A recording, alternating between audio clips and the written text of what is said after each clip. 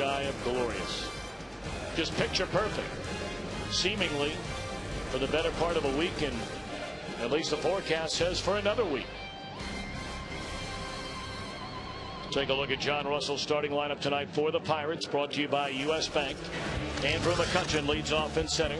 Delwyn Young, the second baseman, with Garrett Jones in right field. Ryan Doman will back cleanup. He'll do the catching. Steve Pearce at first, with Lastings, Millage in left field. The latter third of Andy LaRoche, Ronnie Cedeno, and Charlie Morton. And on the mound for the Reds, making his 7th start, he has a complete game shutout, a 3-1 record. Right-hander Justin Lear. He's had a pretty good run of it, Justin Lear has, even though he got beat around his last couple of starts. 6 runs against the Pittsburgh Pirates in Pittsburgh. 5 innings, that was that game.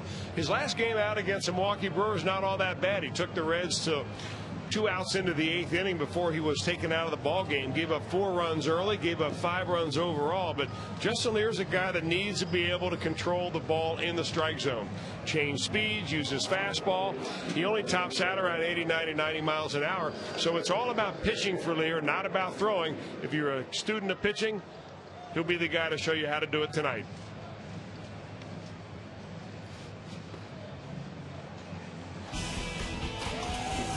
The Reds on defense. Brought to you by Ford. Valentin, Stubbs, and Gomes in the outfield. Roland, Giannis, Phillips, and Barker for Joey Votto at first. Lear and Tatum, the batter.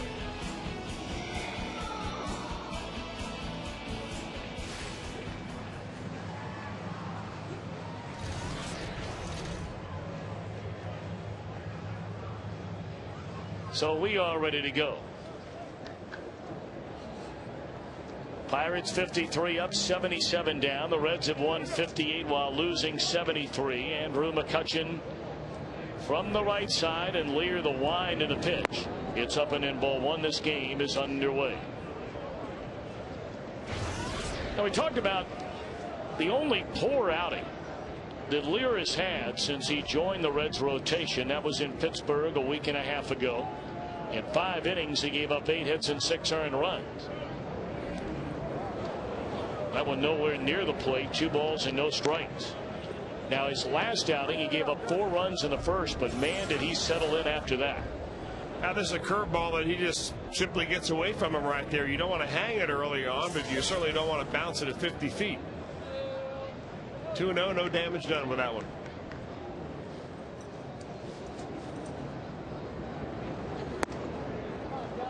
Up and in, and this is exactly the way Lear started the game his last time out against the Milwaukee Brewers when he gave up 4 runs in the first inning.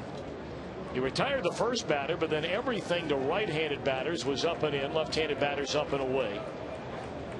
But after giving up those 4 runs on 3 hits and 2 walks in the first, he allowed 4 hits the rest of the game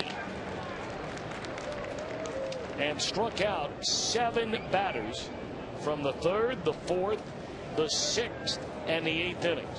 In 4 innings, he had 7 strikeouts. And there's a leadoff walk to Andrew McCutchen.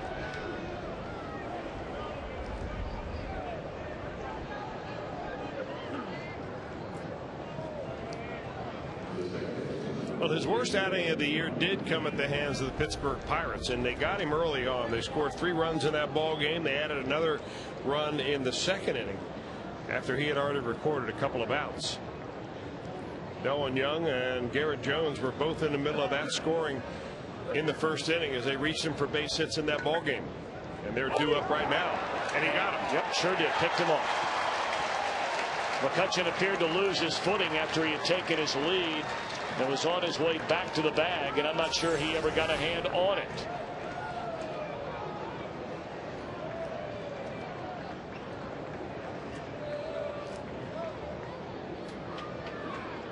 He's trying to reach around to get back to the bag. He really never does. Barker lays the tag on him. And that's a way to erase a first batter walk with a quick pickoff. You know, we've seen a lot of Reds pickoffs at first base. I may have to ask our stats guru, Daddy Wags, to check it out and to find out how many team pickoffs the Reds have had this year compared to everybody else in the National League. It appears to me that they've got to be among the leaders. Well, that's number 2 for Lear just since he joined the rotation alone. 1-1 on Delvin Young, a .288 batter, 6 home runs and 38 driven in. In the air, short left field, an easy play for Vladimir Valentin, and they're 2 away. Boy, doesn't it change your attitude completely? I mean, you walk the batter to lead off the ball game, you're thinking, uh-oh, here we go. Then you're able to pick them off. You have some confidence. It changes your attitude. You get the next guy out very easily on a bad swing and a pop up to left field. All of a sudden, things are looking great. Well, here comes left-handed batting Garrett Jones. Started game 1 of the doubleheader yesterday at first, and then the second game in right. He's back out there tonight. 16 home runs for the big fella, 31 knocked in. And there's strike 1 from Lear. We were talking to Dick Pohl, the Reds pitching coach, before the first game of the doubleheader yesterday. We were talking specifically about Lear.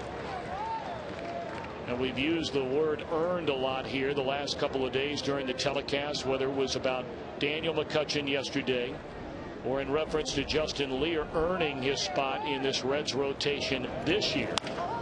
And he certainly is making a bid to be part of that rotation next year. That one by a diving Brandon Phillips. So a 2-out single on the right by Jones keeps it alive for Ryan Doman. Real good effort by Brandon this time. This ball just has a little bit of overspin on it. That last bounce right there was able to just get right by Brandon before he's able to stretch out for it. Bounce right over his glove.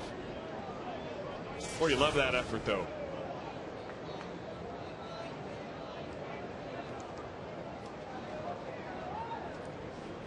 Doman only a .215 batter with 8 home runs and 26 runs batted in.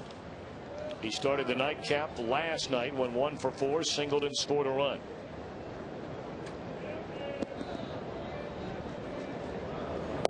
Strike 1. Keep you up to date on what's going on. Some big series beginning tonight. Here we are in the 1st of September. And that marathon now all of a sudden has the pace begin to quicken for teams that have an eye on the postseason. Of course, there's a tie atop the National League wild card race between Colorado and the Giants. The Giants open a series tonight in Philadelphia.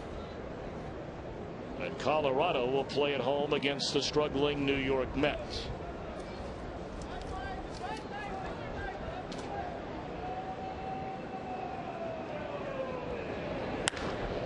Lined into center field. That's a base hit.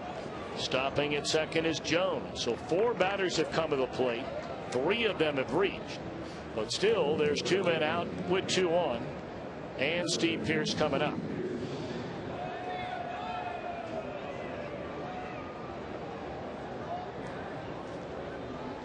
Now, you know, a lot of these batters in the Pirate order, Chris, having made so many changes and brought guys up from the minor leagues, whether they be from the Pirates organization or other organizations, the chances are very good a lot of these hitters have faced Lear this season at AAA. Well, if they play in the International League, it's almost a guarantee that they have, because Lear spent the first half of the season down in AAA playing for the Philadelphia Phillies AAA affiliate, Lehigh Valley, where he went 8-1, and then he was able to work a trade from the Phillies to the Reds. The Phillies told him he wasn't going to the big leagues with them, so he asked to get traded. The Phillies and the Reds got together on a deal. They sent him over to Louisville and played for Rick Sweet, and he picked up right where he left off. Eventually, today, becoming named the International League Pitcher of the Year, most valuable pitcher. And you mentioned Rick Sweet. 2 years in a row, he has been named the International League's Manager of the Year. Congratulations to him. Here's a fly ball into left center field. Stubbs will have room, and the inning is over.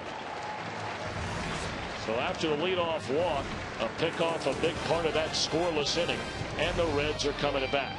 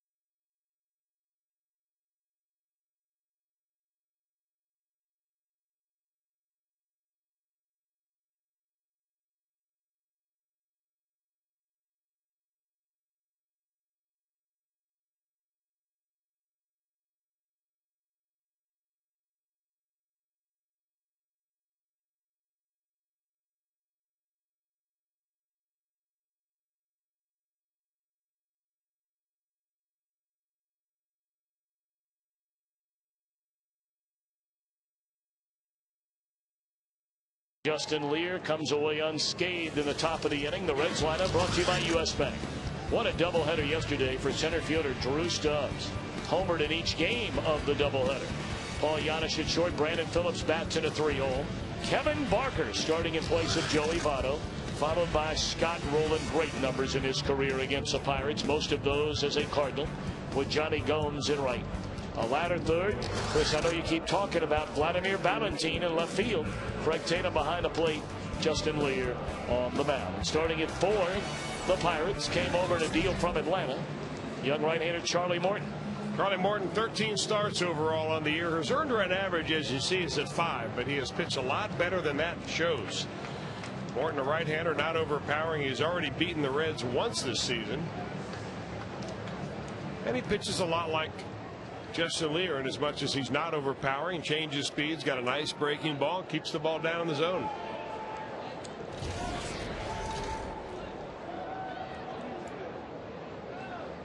Drew Stubbs now with 3 home runs. He started the doubleheader yesterday with 1 major league home run.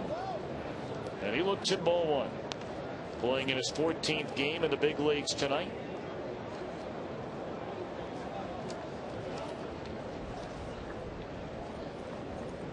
Eight of 24 so far in this homestand is Stubbs. Of course, he became the first Red this season to lead off a game with a home run. That was in the afternoon till had 2 hits, scored 2 runs in that one. Then in the nightcap had 2 more hits, including a 2-run home run in the 8th inning to take the 4-3 lead to 6-3. One hopper down to Andy LaRoche, 1 away. Pirates on defense, presented by Ford. McCutchen in center, flanked by Millich and Garrett Jones. Along the infield, LaRoche, Ronnie Cedeno, Delwyn Young, Steve Pearce, a battery of Morton, and Ryan Doman.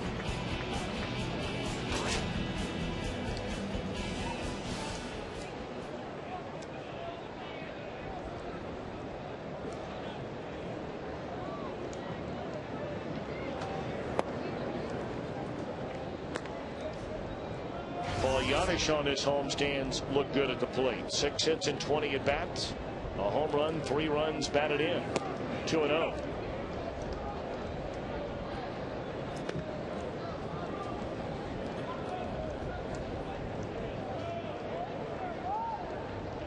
Reds and the Pirates wrap up this 4-game series over 3 days tomorrow afternoon. That'll be a radio only game tomorrow.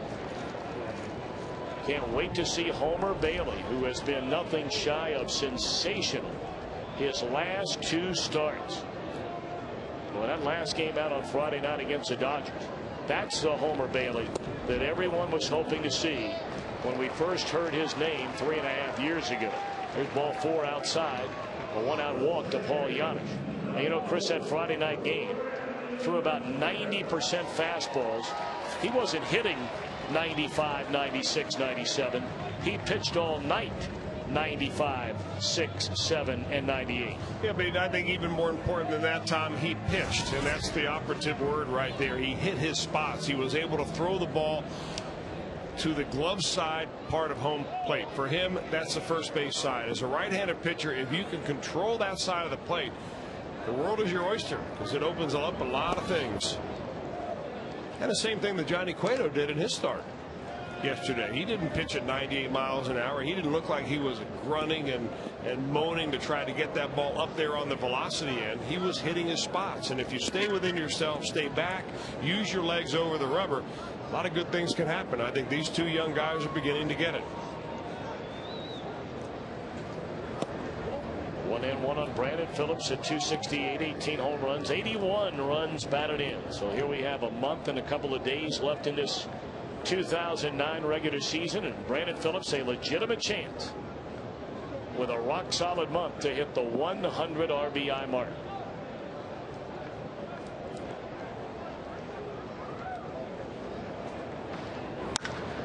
Especially if he hits them like this. Deep right center field. Did he get enough? It is up against the wall.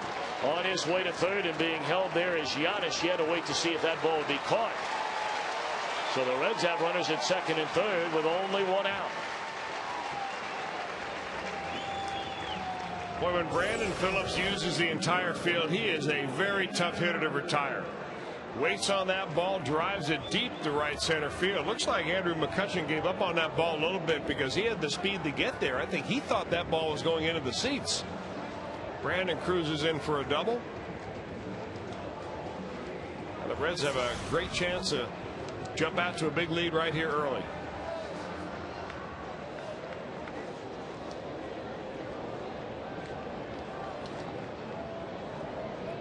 So now Kevin Barker getting to start at first base in place of Joey Votto.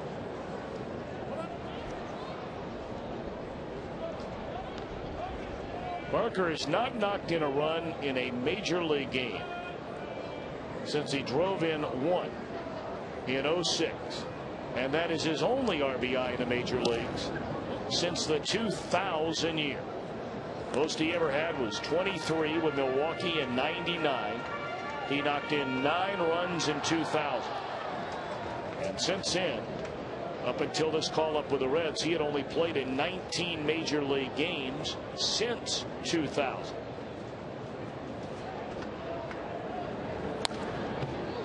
One ball and one strike.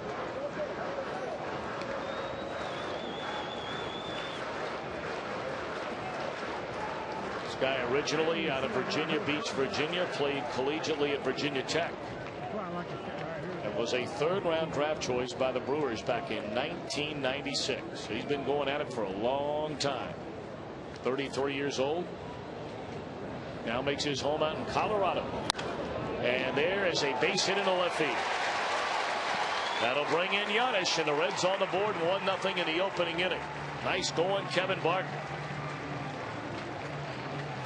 Well, I joked with him before the ball game about messing up his hit chart. You know, he comes up with the reputation as being primarily a pull hitter, but yesterday he hit a double down the left field line. He said, hey, that's the idea. And he does the same thing right here. Waits on that ball on the inner third of the plate, a little inside out swing for Barker, and he takes advantage of the hole on the left side and drives in a run. Tell you, that guy can hit.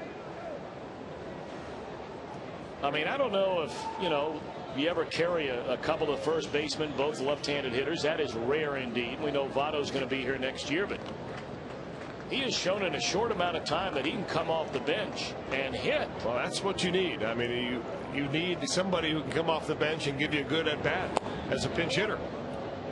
Of course, Lance Nix has filled that role this year for the most part. He, along with Chris Dickerson from time to time when Dickerson's wasn't starting. Of course, Nick's now on the disabled list with a bulging disc in his back and opens the door for Kevin Barker. One door closes, another opens. Of course, Barker doesn't have the versatility that Nix does. Nix can play anywhere in the outfield. Barker has played 1 game in his major league career in the outfield.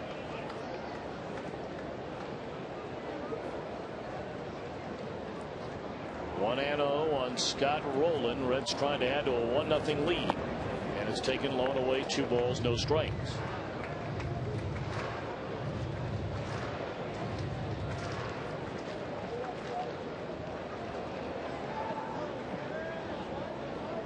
Well, the way these days have been weather-wise here in Cincinnati, the last number of days, you just hate seeing any day come to an end. It's been that nice.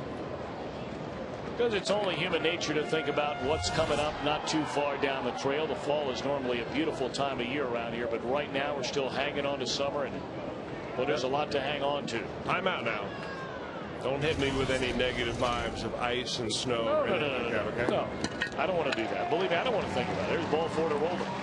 I'm just saying, these days when you look out and the sunset and look into the beautiful rolling hills of the Commonwealth of Kentucky, you think, man, could we just keep having this? You get greedy. You just want to bottle it up. Man, is it nice. Beautiful. Is that some dude in there in that boat? Might be the commander. You see in there? Looked like some guy was sitting in there. Well, I hope so. It's probably living aboard that boat. Oh no, there's somebody up there on the side of it. going to say, you're not going to be sitting inside. Not on a night like this. No, no. What'd you call that? The Kentucky Coast Guard? Navy. Navy. The Armada. Defending the Commonwealth at all costs. Of course, everybody's getting geared up for the Cincinnati Bell WEBN fireworks coming up this weekend. There's a swing and a miss for Johnny Gomes. You think they're squatters already, trying to get their spot? They've been there for a few days already. Good for them. Yeah. Like to have their job. For a little while. You wouldn't want that gig around November 20th. About that time, they're probably getting that boat out of the water and shrink wrapping it. For maneuver that vessel all the way down to the Gulf of Mexico.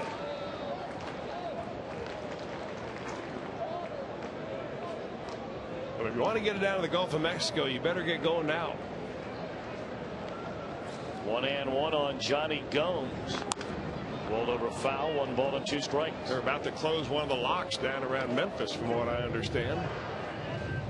So, now, how in the world would you know that? Well, You've got to be kidding me. I'll tell you why. I was talking boats with Bronson Arroyo. Has a boat here. Likes to get his boat out by the end of the season, so it doesn't get stuck. And they found out from his captain that they are closing a lock, so they're going to get going early. Unfortunately, his party friends are not going to be able to sit aboard and watch the fireworks. Grounded foul again. Of course, the Reds are out of town during the fireworks weekend. Unfortunately, they're going to be down in Atlanta taking on the Atlanta Braves, and then off on Sunday night from Atlanta to Colorado.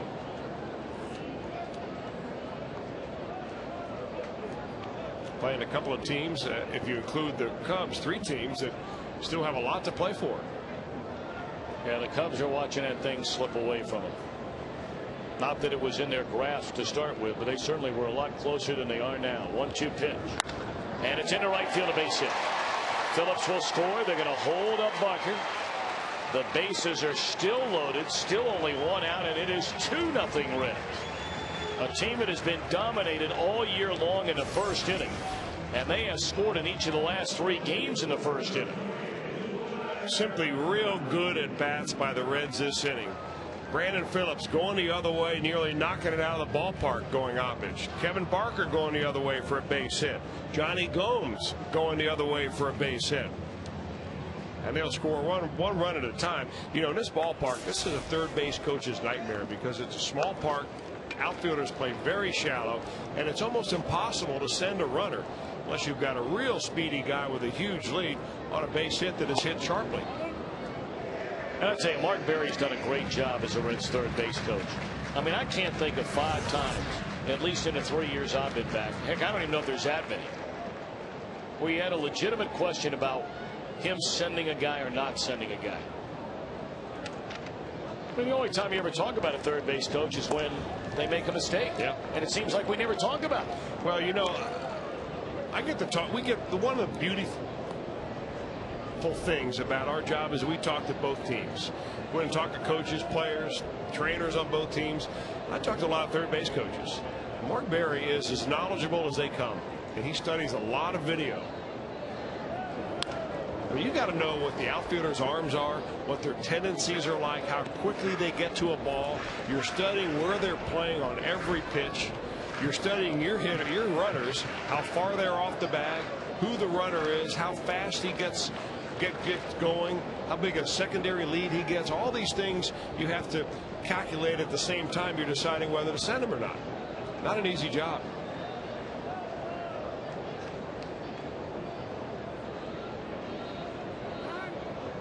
Not only that, you have to remember all the signs.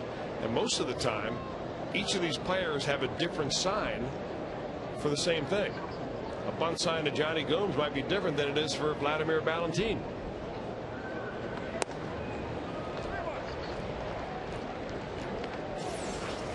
Well, take a look at Mark Berry. He go all the way down that baseline, and now he's getting in an angle so that he makes sure that that second runner coming around can see him and he can put the brakes on. He sees the throw coming in, not necessarily waiting for the throw, but he'll make a judgment before that. How quickly the outfielder gets to it. 3-1 fastball, and Ballantine came up empty. Not only that, if you've ever been a third base coach and you get on the road and you get some of these visiting cities, well, you are a prime target for hecklers. And he has heard just about everything there is to be said. 3-2 to Ballantine, and a roller at the third baseline foul.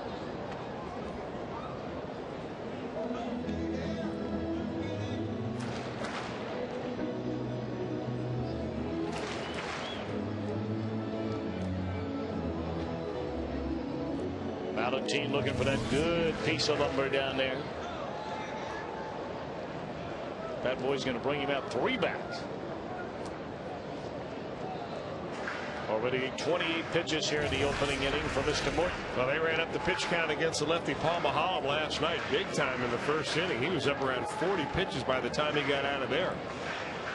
And every 10 or 15 pitches you can add in one inning, you're subtracting an inning from that starter. Getting into that bullpen. 3-2 to Ballantine. Bases loaded, 1 out, and he struck him out. It looks like he gassed it up that time. 95 miles an hour from Charlie Morton.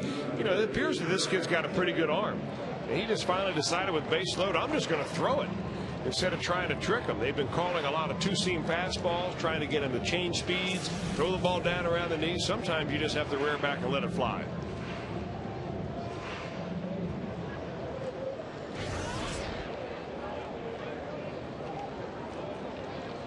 Two away in the inning, bases still loaded. The 8th man to bat in this Reds opening frame is Craig Tatum. Fouled away on another good live fastball from Morton.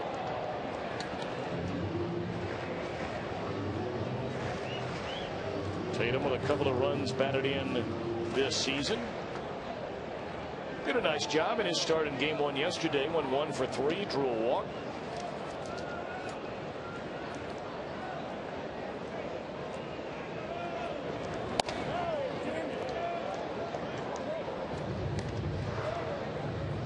Virgil Vasquez already getting warmed up in the Pirate bullpen.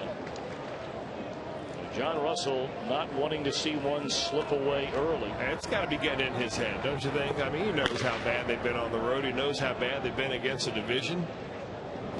He figures he comes into Cincinnati, a team that they match up with better than, say, the St. Louis Cardinals.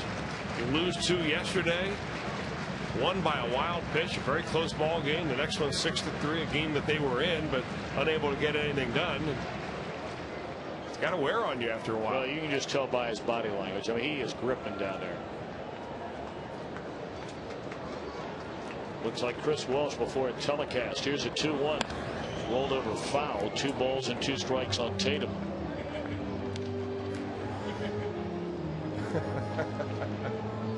You're pretty close right there.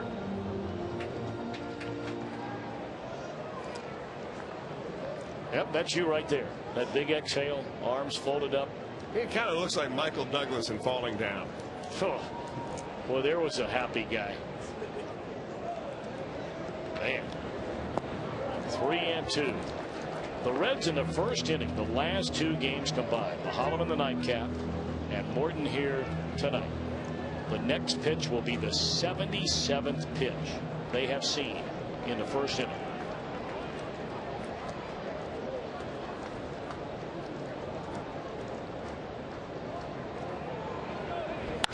And there's a ground ball that's into center field. Going to plate a couple of more. And Tatum with a big out 2-run single. And the Reds have a 4-0 lead.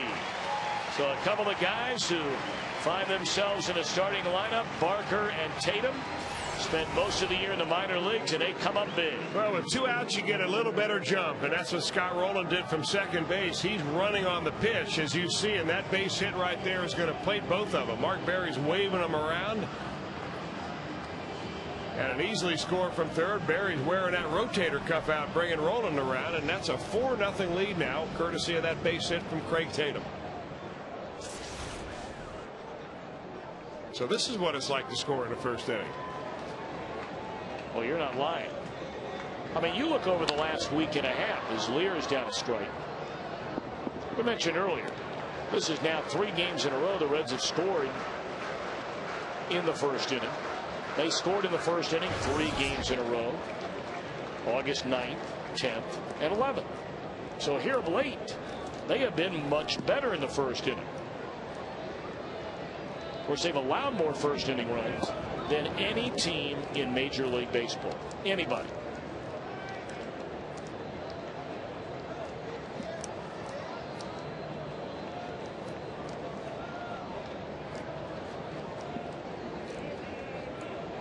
Well, Justin Lear has to be enjoying this. It was he who gave up 4 runs in the first inning the last time he took the mound. A roller to short and the force out will end the inning. 9 men bat, 4 of them score. Reds off and running at the old ballpark tonight.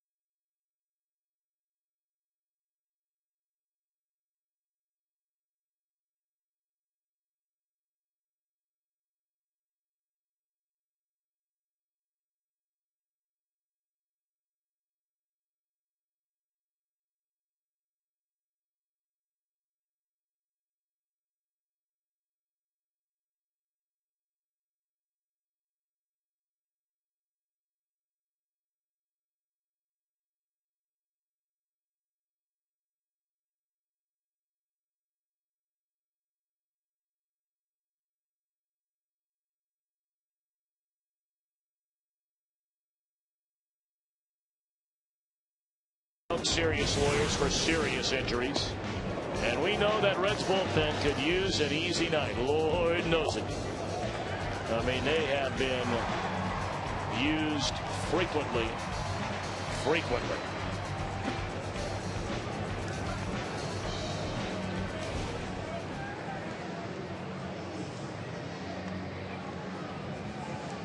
Very quiet down there right now. Beyond that empowered charter jet sign in left center field, Dick Pohl keeping an eye on Justin Lear.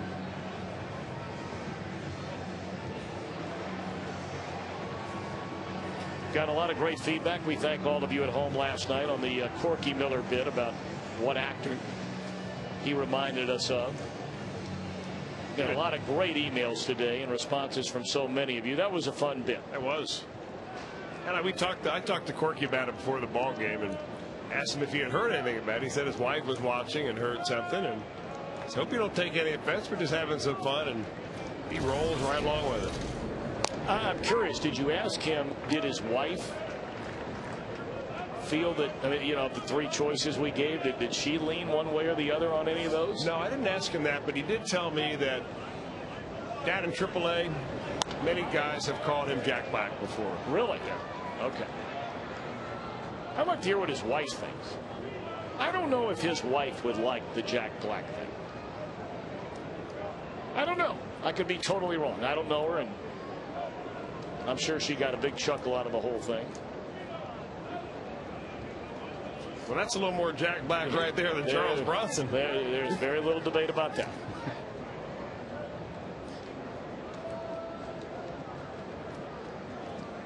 Well, you can have fun when you're up 4-zip.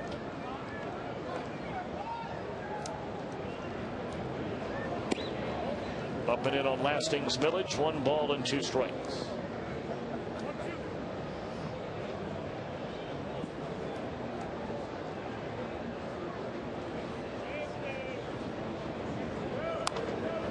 fouled away. We'll do it again.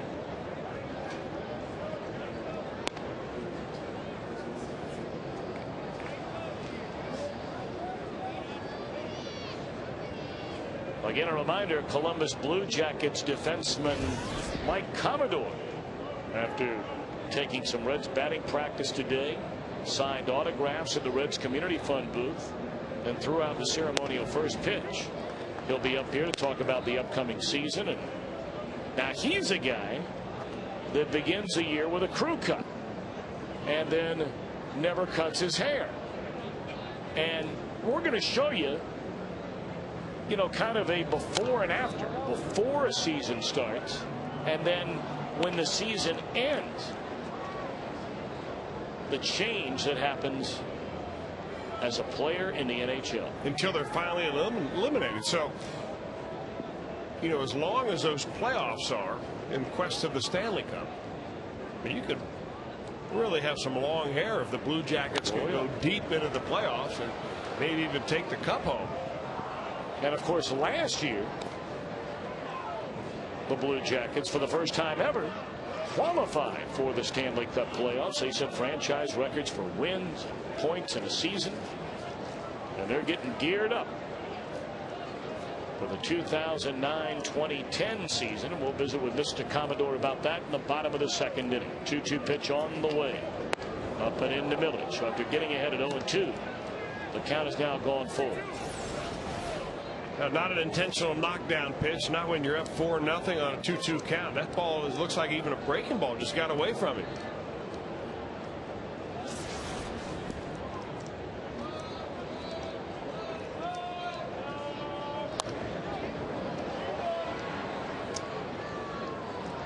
You were talking about Mike Commodore and, going late into the playoffs. This guy has a ring, so he played to the very end. Back in that 05-06 season, winning the Stanley Cup for the Carolina Hurricanes down in Raleigh. Here's a 3-2 to Millich. Off the end of the bat, popped up. Brandon Phillips, an easy play. One gone to start the Pirates' second. Well, Reds fans gear up for the new school year with Back to School Aid presented by Fuel TV and Time Warner Cable. Simply text tonight's keyword Bruce, B-R-U-C-E, to 37664 and you can win a $150 cash card plus a Fuel TV prize package. For official rules and an alternate form of entry, go to foxsports.com/Ohio.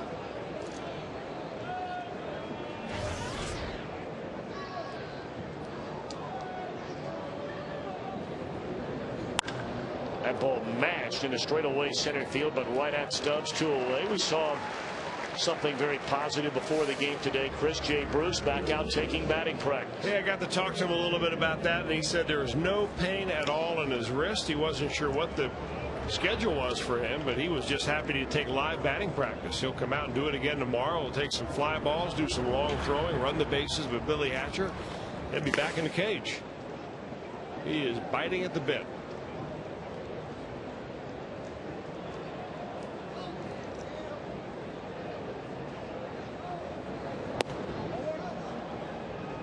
Two away for the shortstop Ronnie Cedeno. We're in the second inning where the Reds lead 4-0.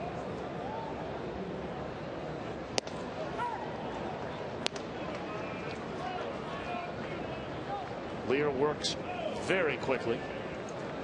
Not a lot of wasted energy out there. He just gets that ball back from the catcher, looks in for the sign, and ready to roll.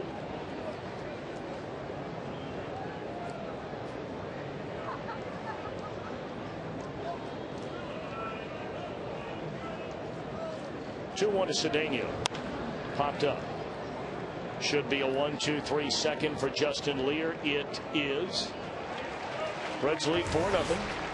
And Mike Commodore from the Columbus Blue Jackets will stop by for a visit in the bottom of the second. Stick around for that.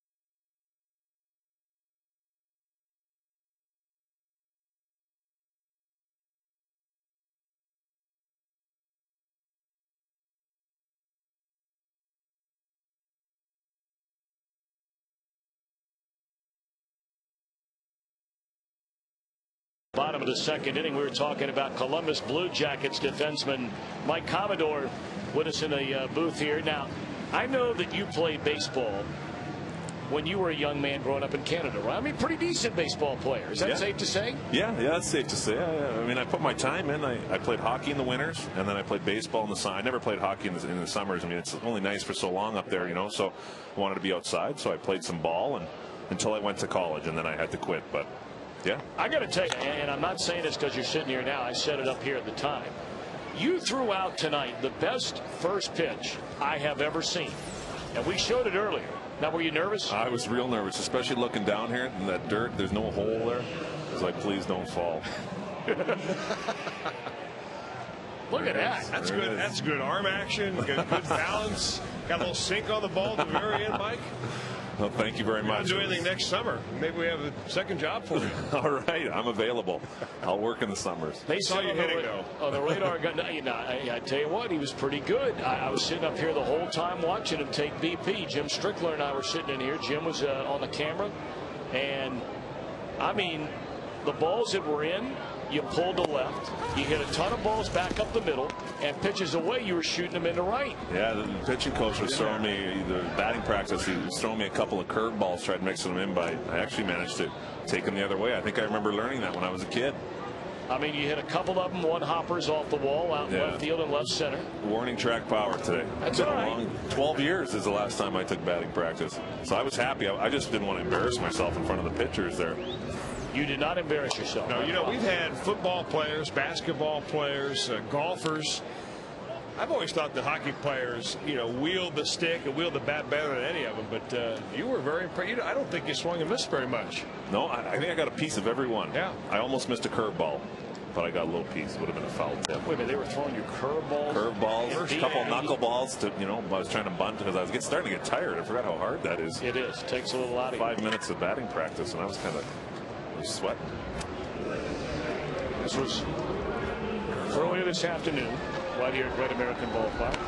I mean, I imagine you get a chance. You know, you travel a lot. I know as a single man in the all season, and so I don't know how much baseball you get a chance to watch or how many of the current Reds you've ever had a chance to meet, because this is only your second year coming up with the Blue Jackets. Yeah, you know what? Well, first off, I'm a huge baseball fan. I always have been. I mean, I'm a guy that I sit down in the summers and I sit down and I watch a game. I watch an entire game. I play a lot of fantasy baseball. Really? Yeah. So I know. I mean, I can't sit out here and name off everybody's stats, but you know what? It was.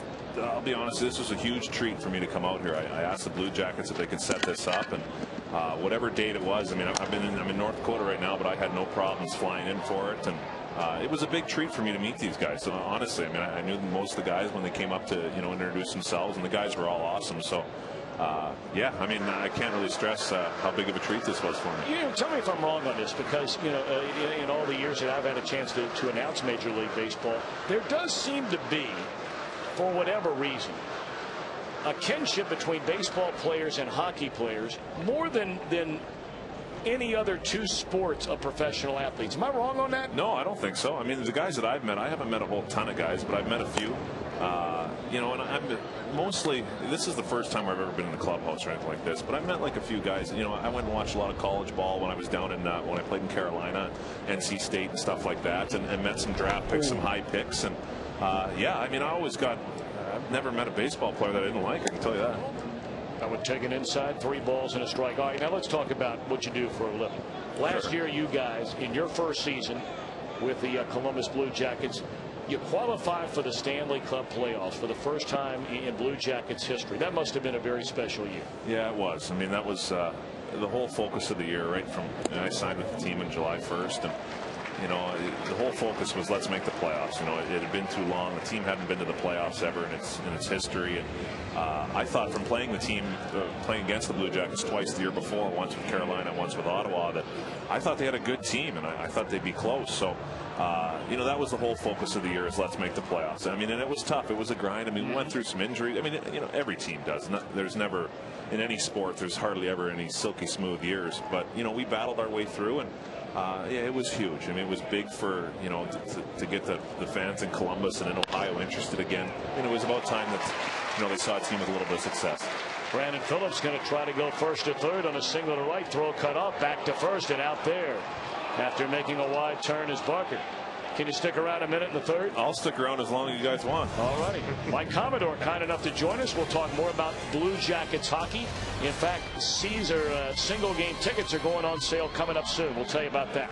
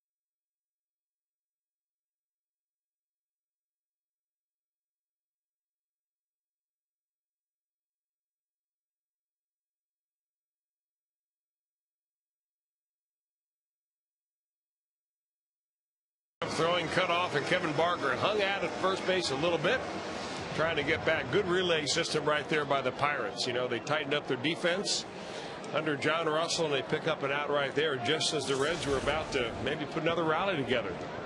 So now Justin Lear starts things in a third, working on a 4-0 lead. Lear gave up a walk and 2 hits, but got out of a 2-out 2-on jam in the opening inning, and then retired the side in order in the second.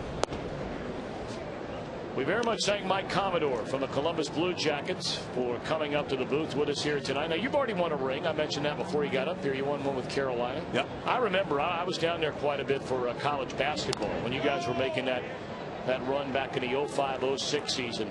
And, of course, that franchise had not been around very long. No. That was an extremely exciting time. Yeah, that was a lot of fun. I mean, that was a team where the whole year was just pretty special. I mean, it was after the lockout year, and I just got traded there, and I think in the preseason polls or whatever you want to call them, I think we were picked to finish 28th out of 30 teams, you know, so there wasn't much expected of us at all, and we just had a great year. We ended up finishing second in the East, and we just ran with it. And we had a good team, and we could score. We had a hot goaltender in the playoffs, and yeah, it was a lot of fun. I mean, obviously the highlight of my career, and I'd like to do it again. I tell you, it was a short summer, but it was a fun summer, that's for sure. But you're about to start your second year with the Blue Jackets, your 9th season, I think it is, overall in the NHL. So, I mean, coming off the year you had last year, what are the expectations among the players about this coming season's team? Well, I think, you know, last year was a good start. You know, we accomplished our main goal was to make the playoffs. That was the main thing. I mean, obviously it would have been nice to go further or win a couple games or whatever. That just didn't work out. You know, but we'll chalk that up for the first year. This year, obviously, it's make the playoffs again. And this year, when we get there, we want to win some games. And, you know, we just want to keep building and keep moving forward. And I think we have the team that can do that. I mean, we have some veteran guys, but, you know, the core of our team is young guys, and they played extremely well last year. And if they keep improving, then there's no reason why our team doesn't improve. Now, tickets for opening night and all regular season home games will go on sale this Thursday, day after tomorrow, September the 3rd. Tickets start at just $20, and they will be available at the Nationwide Arena ticket office, the Fox Sports Ohio Blue Line team store at the mall over at Tuttle Crossing, ticket outlets at the Chiller Ice Rinks, and all Ticketmaster ticket centers. Or you can just log on to BlueJackets.com or Ticketmaster.com. And again, single game tickets for all regular season home games and opening night go on sale the day after tomorrow. Now, I can't let you get out of here with one out in the inning. without this hair thing. Okay. Obviously, you're sitting here. You're clean cut. You're shaven. I mean, you look good. You look good. Thank good you. Look. Thank you. All right. Young, strapping, handsome man. But you look like somebody who should be posted. Ooh. Maybe in a post office. Yeah. As the season goes on. Are you going to do that again this year? Yeah, I do it. You know what? It was funny. All that stuff happened by accident. It started in college. Just having fun in college, and then I did it again in Calgary. Went to the finals. That was before I ended up in Carolina, and then I just kind of did it for fun, and it just turned into kind of a real good thing. The couple of years that we went to the finals, I ended up cutting it off for charity, and so it worked out well like that. And I'll tell you what, it's not easy. I mean, you're sitting down, that picture was in Raleigh, North Carolina in June about 21st or 22nd. Right. I mean, it's 90 degrees outside and it's humid. I was dying, but I put the work in for it, and it's fun. So it's the hair and the facial hair, both? The hair goes all year, so I'll cut my hair probably here like before training camp starts. Training camp starts on the 13th, 12th. You better and then I'll let it go. Right day. I better make it the right day. They find guys for that. Yeah, I'll get a fine for sure, at least. Okay. And then I'll let the hair go for the entire season, playoffs, and then with the beard, it's a lot of guys in hockey do the beard thing. They grow it out just for the playoffs. And it goes hand in hand, I guess, with the Mike Commodore robe. Yeah, about the robe too. Yeah, that was 06 was a special year, right? All kinds of things going on.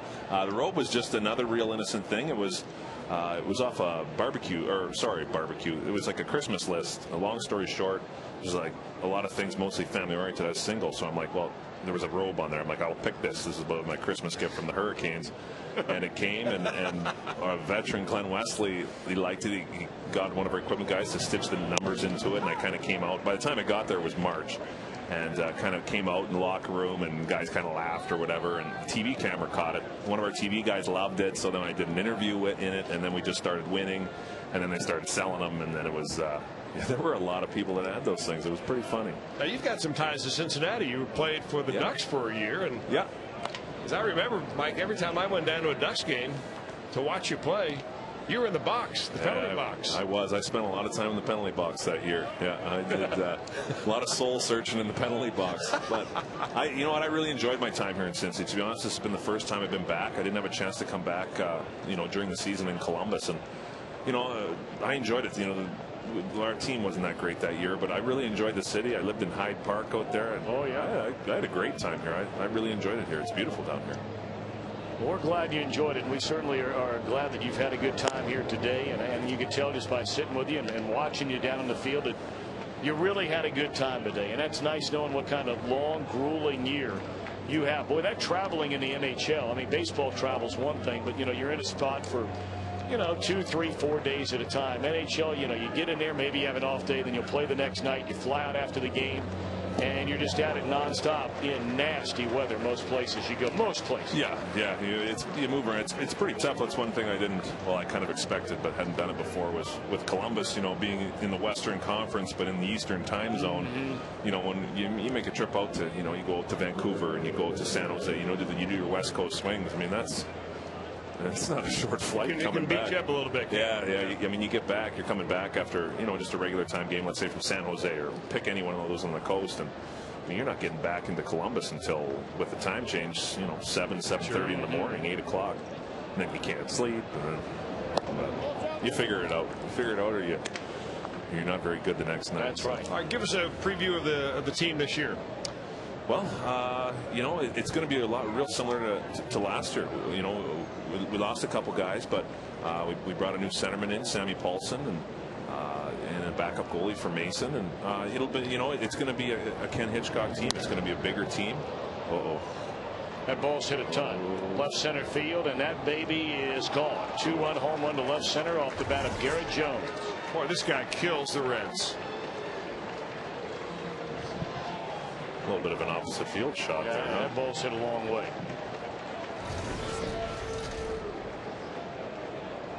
So a 4-0 lead is sliced in half on one swing of the bat by Jones, his 17th. Well, Jones did his damage against Justin Lear last time he faced him in Pittsburgh. A couple of base hits in that ball game. This one, a golf shot going op edge, and he just gets it into the first row. So, Mike, finish your thought before we get out of here. Yeah, hard hitting. It's going to be a big team, hard hitting team, led by, you know, we ended up extending the contract on our leader up there, Rick Nash, which was big for us. That was probably the biggest move of the summer. Just avoid a huge distraction during the year. You know, you don't want to have to, obviously you don't have to, I mean, he's one of the best players in the world. You don't have to trade him and go through all that stuff, especially in season. So, you know, that was big that he made that both sides made that commitment. And yeah, I mean, I think it's going to be, you know what, I don't want to pump our tires too much. I've played a lot of different hockey teams though, but you know, we have a fun team to watch. I mean, we have some skill and we have a tough team. Yeah, it should be a good year. I'm really looking forward to it. Well, we wish you nothing but the best. And 75 games will be on Fox Sports Ohio. 50 of those games in high definition. Of course, back-to-back years, Fox Sports Ohio has won Emmy Awards for the best sports coverage of Columbus Blue Jackets hockey. And Mike, thanks for the time. We wish you nothing but the best, man. Well, thank you very much. Like I said, this is a huge thrill for me to be up here, and thanks a lot for having me. I really appreciate it. This has been a great day for me that I won't forget. That'll be a fun day, September 12th in Columbus. You'll start training camp that day, and then maybe you can get out a little bit that night, because I think that'll be Ohio State USC at the Horseshoe. They're talking about it. I was down in LA this summer there in Hermosa Beach, and they're talking about it. That's going to be a big game. Yeah, it should be a real fun night. Columbus will be hopping. Yes, it will. Yes, it will. Best of luck to you, man. Thanks a lot, guys. Thanks for coming up. Thanks. Mike Commodore from the Columbus Blue Jackets. And again, those tickets go on sale. Single game tickets day after tomorrow. A two-run home run by Jones. Middle of the third. A 4-2 Reds lead.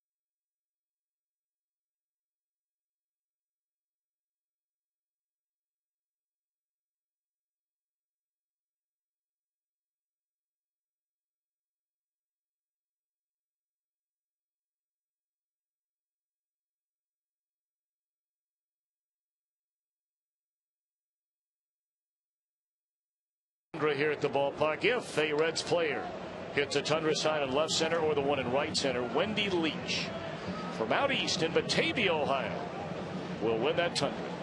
Register for your chance to win during an upcoming game at your Cincinnati and Northern Kentucky Toyota dealers. Batavia, Ohio.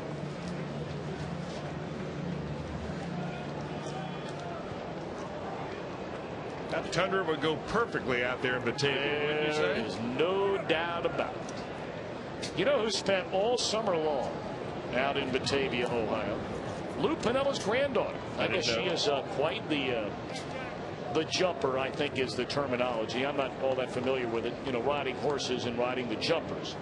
But I guess she spent the entire summer with a family out there and working on her skills as a jumper. Again, if my wording's wrong on that, I'm sorry. There's a pop-up in the short left center field. And Cedeno out to get it, and Rolen retired to begin the Reds' third inning. Hey, Reds fans, for great tasting food and family fun, pick up JTM Philly Kits, burgers, or delicious barbecue from your favorite grocer. JTM, food, family fun. Reds in front 4-2. They scored all 4 runs in the first inning. Got a one-out walk to Giannis, a double by Phillips, RBI single by Barker. RBI single by Johnny Gomes, and then a two-run single by Craig Tatum with 2 out. Pirates got 2 runs back on a 2-run home run by Garrett Jones in the top of this 3rd inning.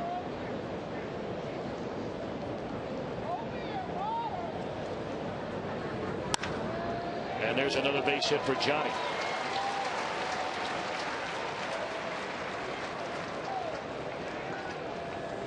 Well, of course, 6 days and counting now. Brian Kelly and the University of Cincinnati football Bearcats looking to defend their Big East championship. Go inside Bearcats football Tuesday at 10 o'clock on Fox Sports Ohio. Presented by your Cincinnati and Northern Kentucky Honda dealers.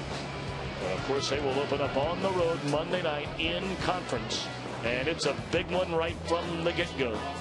They'll be taking on Rutgers. Man, is that a big opening game. That's one of the biggest games in the country for the first week of the college football season. There's some other really good ones. Virginia Tech, Alabama, Boise State, Oregon. Kentucky plays Miami. Right here over right here in Cincinnati, yeah. That's right.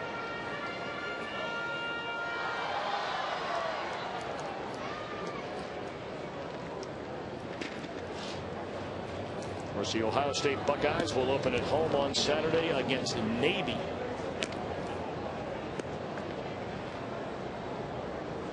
So college football kicking off in earnest this weekend, with the National Football League beginning the following week.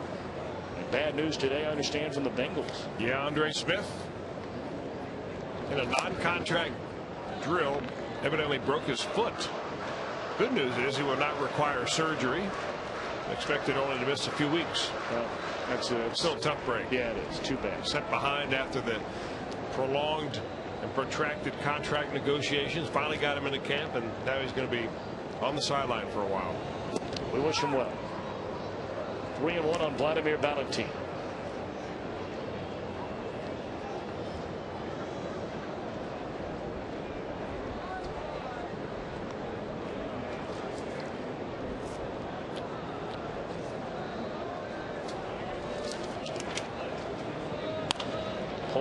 Foul up the third base line. 3-2 to Valentin.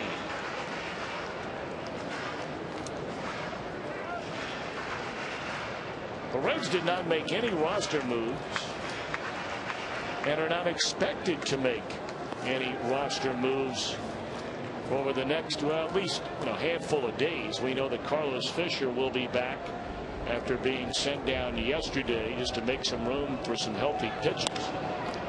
There's a bouncing ball in the hole, and that'll dribble into left field. Excellent base running by Johnny Gomes. Advancing first to third on that slow roller.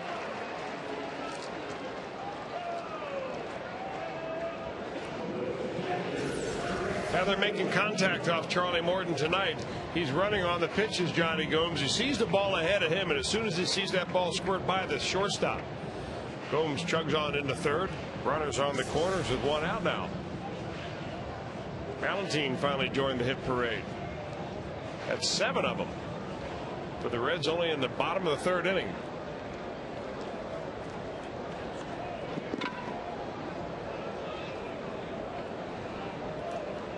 Craig Tatum capped off that 4-run first inning with a 2-out 2-run single to center field. And a golden chance for another RBI.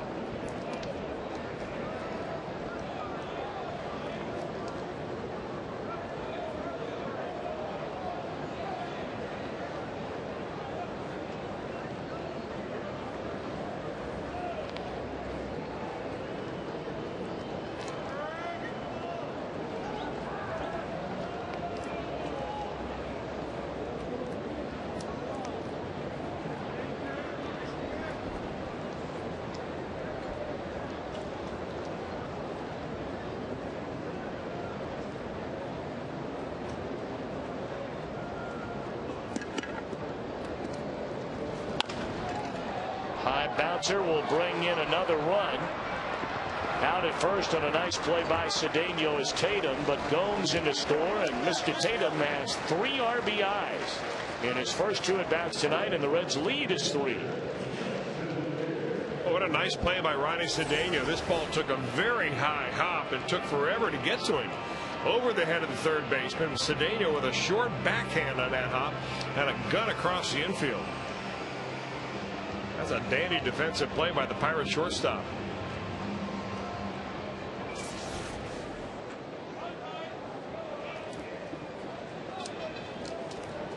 Tatum with more RBIs in 2 at-bats tonight than he had in his entire tenure with the Reds this season. 2 RBIs coming in.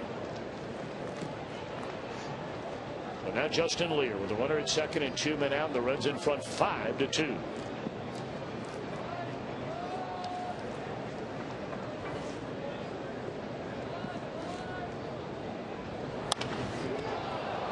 Back to the mound, and Morton will throw out his counterplay, but the Reds get a run back.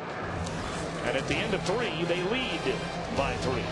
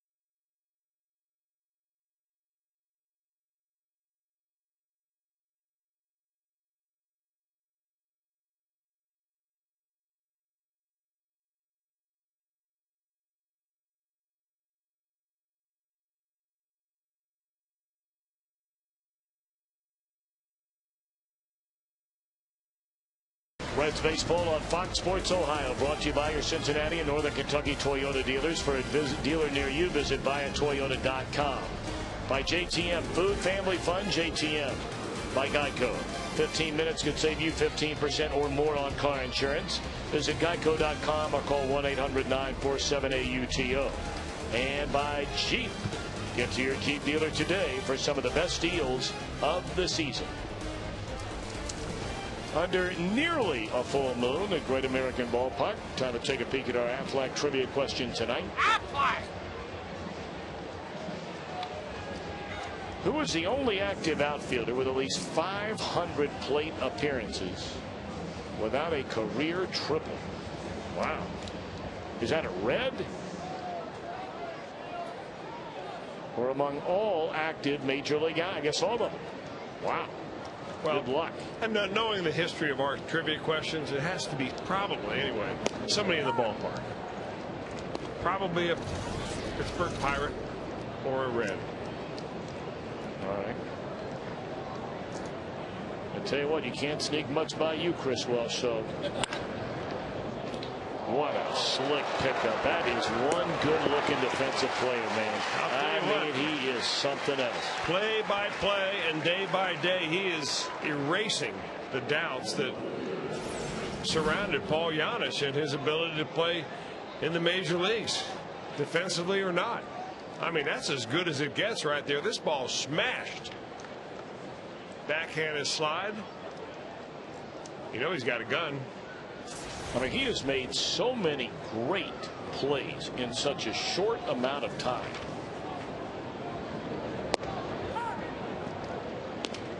Man.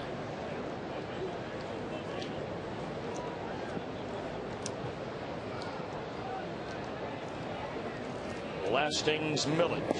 Now, this was a guy, Chris, I remember when he first came to the major leagues, and you saw him as a New York Met. You thought, you know, and you pointed out at the time, There's a lot to like about Lasting's millage.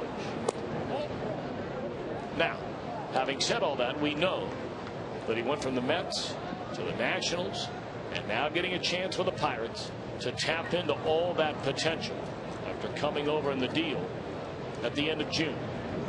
Well, you know, sometimes that tag of potential acts as a catalyst. Other times it acts as an anchor. Yep. And he's on his second major league ball club already, and his third major league ball club, make it. For a young guy with that kind of talent, that you have to read between the lines right there. Started out with the Mets. Had some part-time play with the Mets and the Washington Nationals in parts of 2 different seasons, including this year. And here he is over in Pittsburgh.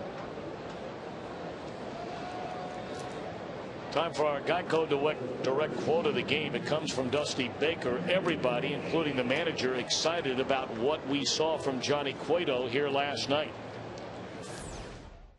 I mean, he felt great, but he was upset that he gave up the home run. You know, that's what he's more upset about. And, you know, he said he's been feeling great lately. Like you said, he threw the ball excellent. The ball's coming out of his hand, had some life in it, on it. And at the same time, he had much better location. And, you know, like it was a little scary there for a bit because we were leaving those runners out there at third, less than 2 outs. And, you know, Darnell had a tough night in that. But, like I said, we came back after those insurance runs. Johnny Cueto picking up the win, his first start in over 2 weeks. You know, he really reminded me the way he went about his game last night. He threw a lot of 2-seam fastballs. I mean, he's a guy that normally used to pump that 4-seamer in there and throw it as hard as he could. But he kind of laid back a little bit. Relied on more movement, much in the way that Homer Bailey did. Laid back over the rubber, used his legs over the pitching mound. I'm wondering, you know, these guys can learn from each other. He probably looks out there and sees Homer making the adjustment and asks himself, why can't I do that? It's great to have a little internal competition in your starting rotation.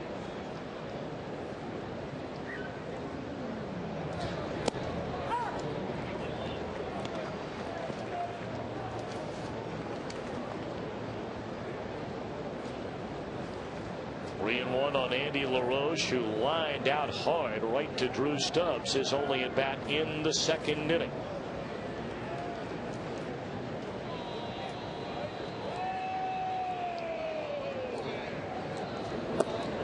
Ball 4. That's not what Justin Lear has in mind with a 3-run lead here in the 4th inning.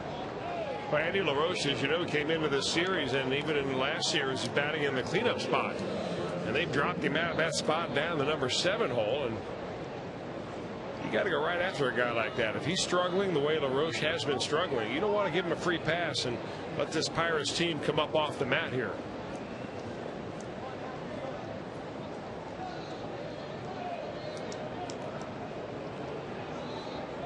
Now Ronnie Cedeno. Ball 1 high. Quick trip to the mound by Tatum.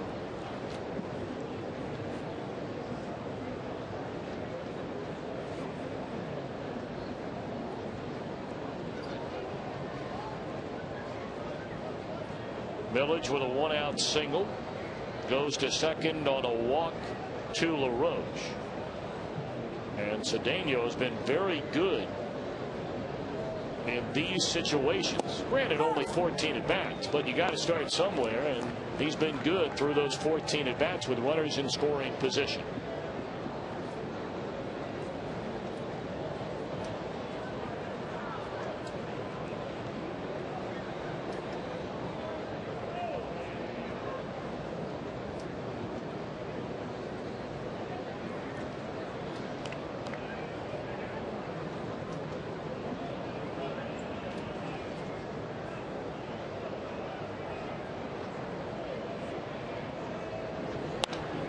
Foul away. 1 ball and 2 strikes.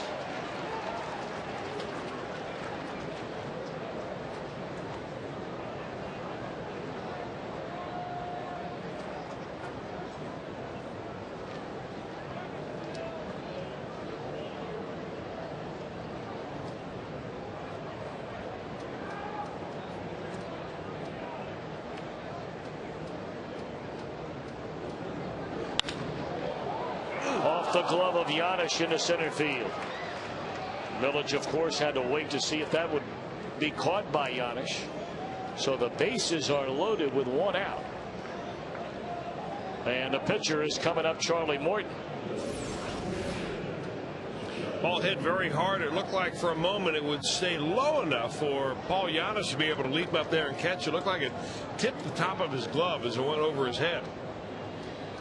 And clean base hit in left center field.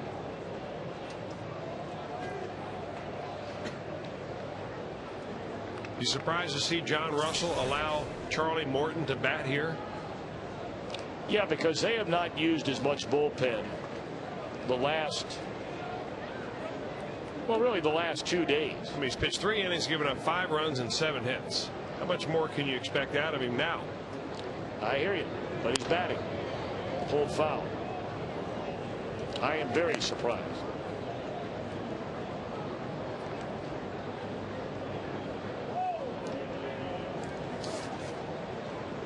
Well, he got 5 innings out of Mahalam in the second game, but 2 guys covered the rest of the game, Bautista and Chavez. In the first game, they got 6 out of McCutchen, and 2 guys covered the final 2 2/3. So they didn't burn through a lot of guys in that bullpen. I mean, use the Reds as an example. They used 5 pitchers in the nightcap, 4 pitchers in the first game.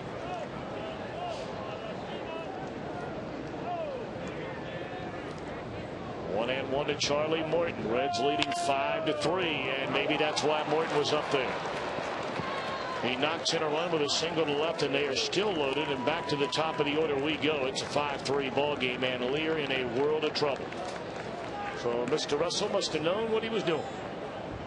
Now, sometimes you manage by the seat of your pants. You have a little intuition. And he just lays a cookie right down Broadway for Charlie Morton. He's fortunate that ball wasn't hit harder and in a more dangerous spot. Gets a ground ball in the hole that drives 1 run in, and that'll prompt the trip to the mound by Dick Pole.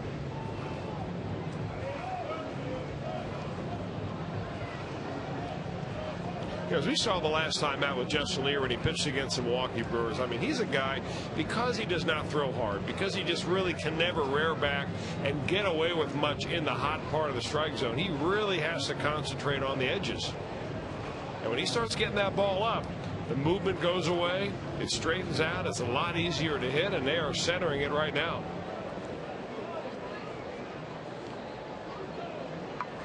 So a 5-3 Reds lead, and here's Andrew McCutchen, who has walked twice and scored a run. He looks at ball 1 low, and a few bodies beginning to stir around in that Reds bullpen. Of course, they have a couple of quote-unquote long men available down there in Micah Owings and then Ramon Ramirez, who should be very well rested. Just called up from the minor leagues before the game, the second game yesterday. Tell you what, Justin Lear's not getting any favors called on the lower part of the strike zone by Dan Iasogna. Very stingy with the strike zone around the knees. And when you're a sinker ball pitcher, you're relying on that. I mean, you start bringing that ball up. You know, the difference for a sinker ball pitcher and a finesse pitcher like Lear, between good and bad, is about 3 inches.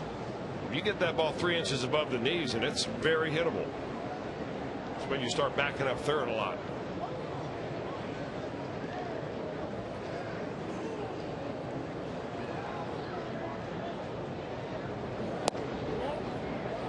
Same spot again, and again does not get the call. 3-1 to McCutchen.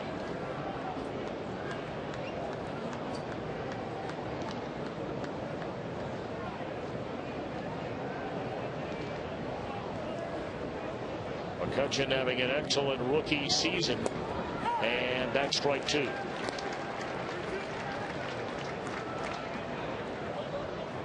McCutchen, a legitimate Rookie of the Year candidate. He's gone deep 4 times in the last 8 games, and during the month of August, he leads all National League rookies, Major League rookies in nearly every offensive category, including slugging percentage, RBIs, home runs.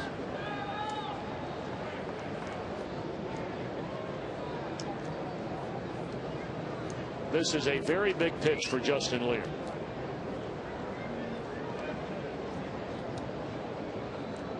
His team with a 2-run lead, but the Pirates have him loaded.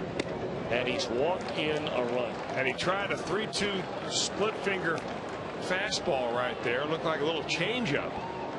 That's what he uses as his changeup. And you got to question the pitch of choice right there, because when you're talking about a guy that has gotten into problems with bases on balls, walked one last inning, came around to score. He's already walked 2 in this inning, and you get a 3-2 count. You try to fool somebody with a splitter, which is really not intended to be a strike anyway. That's a tough pitch to throw on a 3-2 count, bases loaded. Threw a better one right there. A first pitch to Delwyn Young. It is right-hander Micah Owings cranking it up in the Reds bullpen. That's the 3rd time he's walked McCutchen. 4 walks in the game.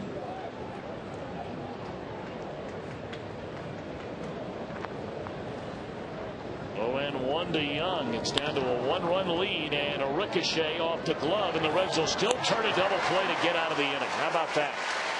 Lady luck on Lear's side there. Ricochets off his glove right to Brandon Phillips to start the double play.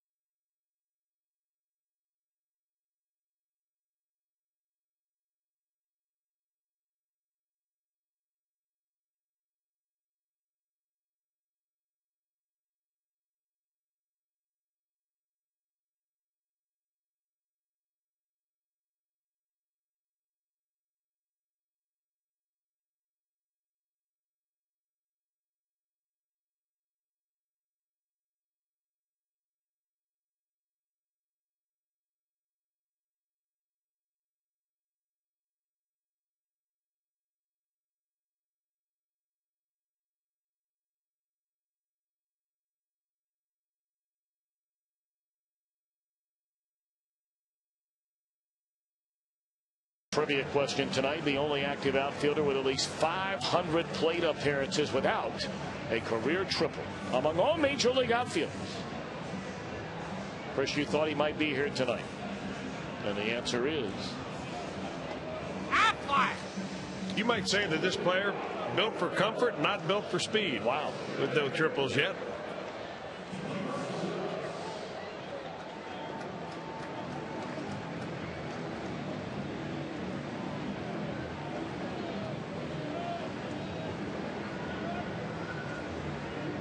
Vladimir Valentin, the answer. All right, here we go. Bottom of the 4th inning. 5 runs, 7 hits, 4 men left on base for the Reds. 4 runs, 6 hits, and 4 men left on for the Pirates. Charlie Morton still in there. Top of the order for the Reds. Drew Stubbs trying to butt his way on and fouls it off a strike.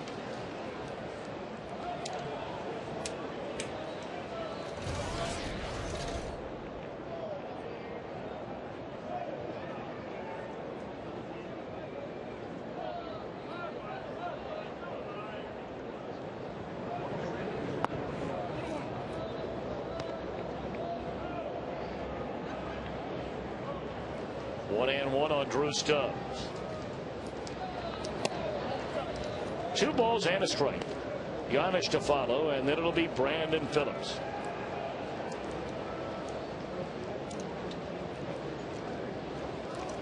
They're already in the 6th inning in Philadelphia, where the Phillies, with Cole Hamels on the mound, have a 1-0 lead over Jonathan Sanchez and the Giants. Popped up into short center field, and that's one away. And that brings us to the National League West, presented by Honda. And all of a sudden, that divisional race is not a done deal. The Giants swept Colorado over the weekend to pull into a tie in the wild card race.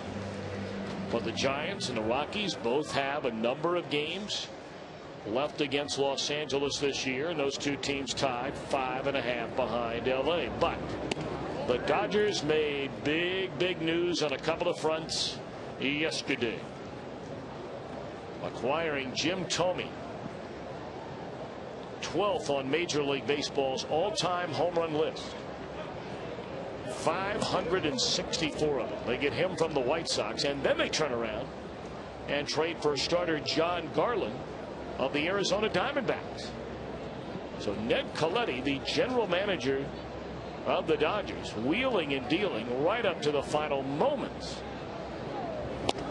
to make sure both those guys would be on the Dodgers playoff roster. One of the speculations about the acquiring Jim Thome is that they would use him and get him not only for bench strength. I mean, he's not going to play first base, obviously, all that much anyway. But when they get to if they get to the World Series, they're talking about using him as a designated hitter. That's what they lack on their ball club. A little punch from the left side on the bench. For a ball club that has a lot of players up and down that lineup with bodacious numbers, they don't really score a lot of runs. Of course, they don't give up very many either. Giannis drilled in the backside, or did that get him in the hip? They got him, that much we know. And he is on base for the second time tonight. Well, you want to rub that in the worst way. Paul Giannis, no way you can get out of that one. Right in the kidney.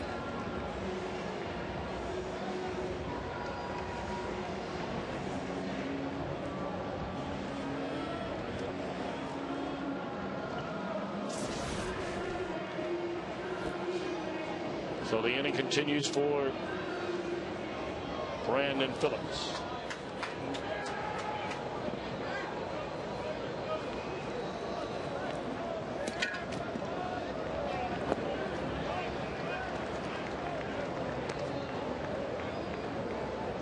Phillips a double, scored a run in the first inning, drew a walk in the second.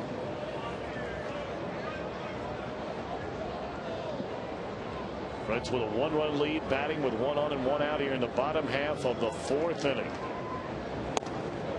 That fastball runs inside.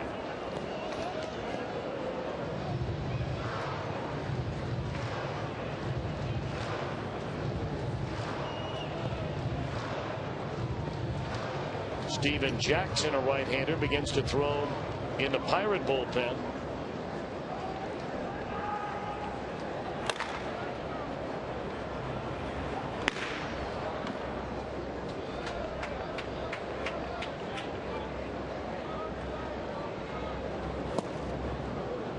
To Phillips.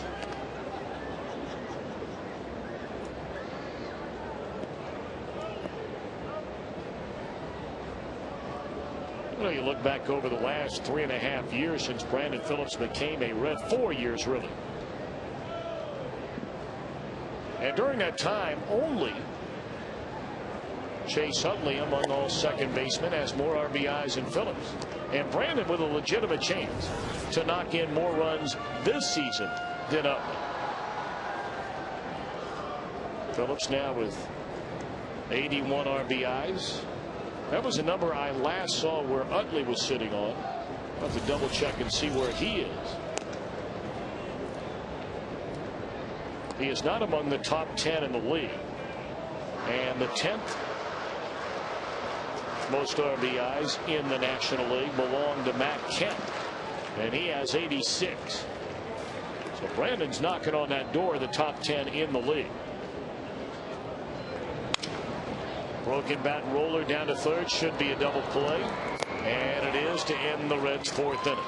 We move on to the 5th. Reds in front of the Pirates 5-4.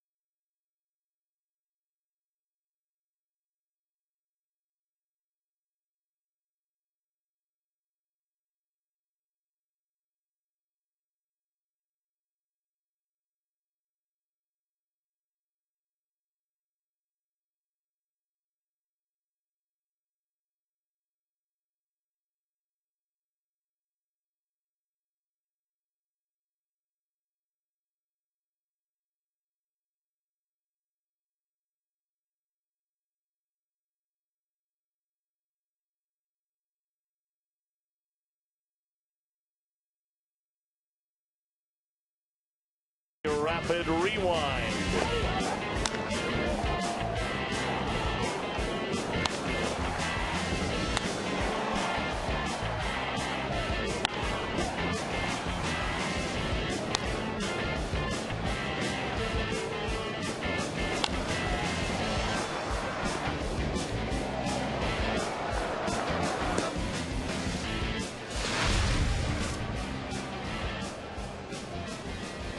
AT&T, the nation's fastest 3G network. AT&T, your world delivered.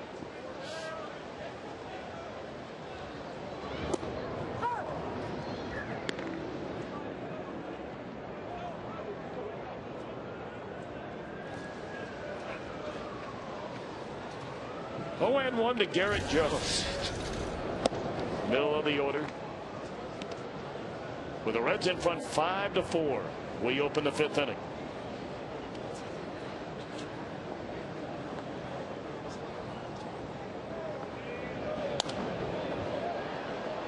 Jones hit that long 2-run home run to left center field his last time up. And I mean, he hit it a ton. This guy's got a lot of pop in that bat. He's got some bat speed. If you ever want to come out early and see a left-handed hitter go way back in batting practice, Garrett Jones might be your choice. Well, Justin Lear ran into problems, obviously, in the last 2 innings. He gave up a 2-run home run to Jones in the 3rd. Gave up 2 runs on 3 hits and 2 walks in the 4th inning, including a bases-loaded walk.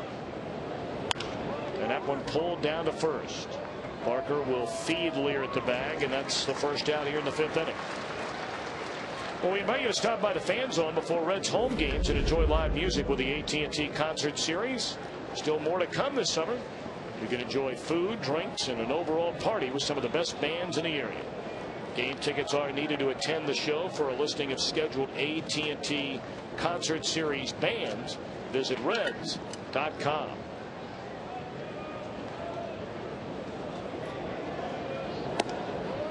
Ball 1 to Ryan Doman.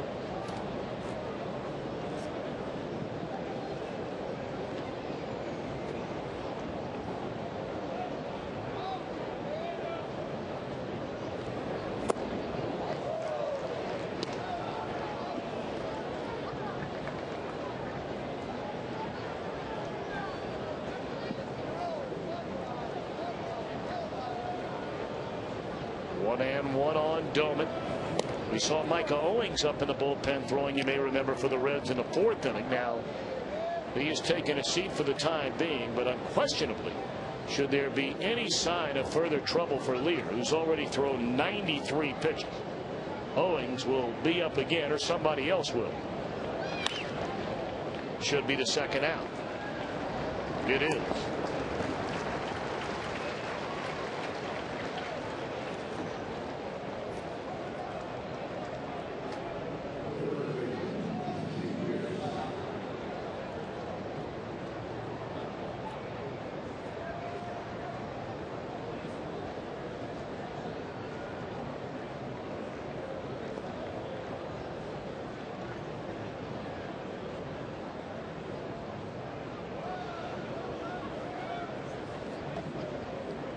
Steve Pearce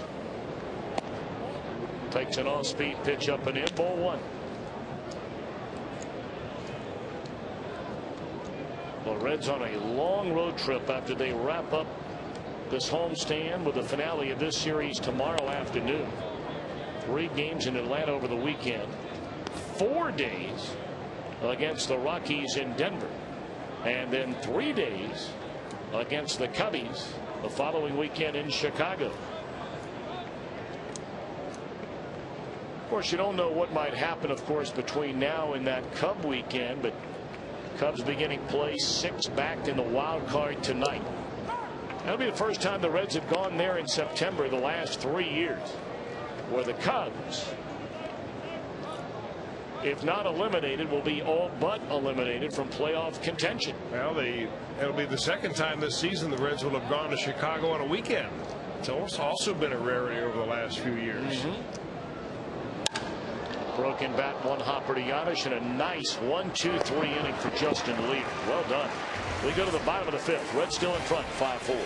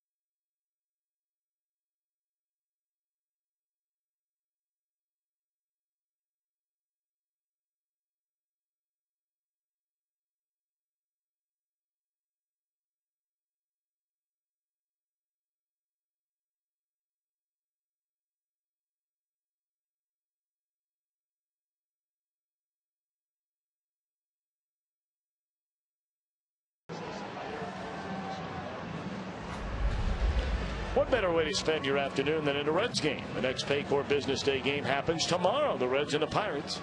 And while you're at the game, enter for your chance to win tickets to the next Paycor Business Day game by stopping by the fan accommodation station. For tickets tomorrow, log on to Reds.com or call right now 381-REDS. You know, Chris, before we go much further, they had a moment of silence before the game tonight for legendary conductor of the Cincinnati Pops Orchestra, Eric Kunzel, who passed away earlier today. And of course, our thoughts and prayers out to Mr. Kunzel and his family and so many friends. I mean, he made the Cincinnati Pops Orchestra one of the most internationally known ensembles all over the world. Half a dozen best-selling recordings a year and almost weekly subscription concerts.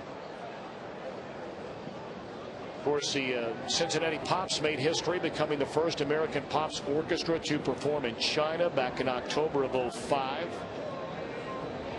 He was diagnosed with cancer last April and passed away today. There's a base hit in the left center field by Scott Rowland. And he will be missed. He worked right up until the end, Tom. You know, his last performance was on the 1st of August over at Riverbend with the Pops.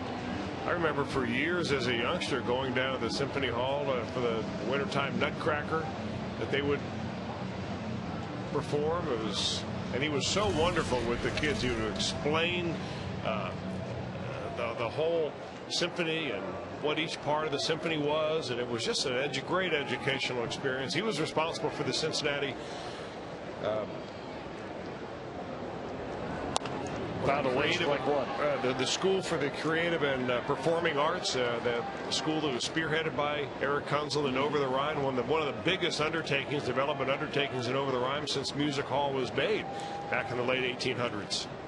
What a wonderful man. Been the conductor of the Cincinnati Pops since 1977.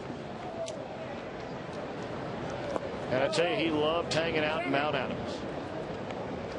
I mean, you could find him pretty much on a daily basis up there having lunch with your good friend, our good friend, the Shepherds, Pat and Eddie Shepherd at their place in Mount Adams Bar and Grill. And I mean, he was a fixture in there. Yes. So many friends would stop in there to see him even after he was diagnosed with cancer.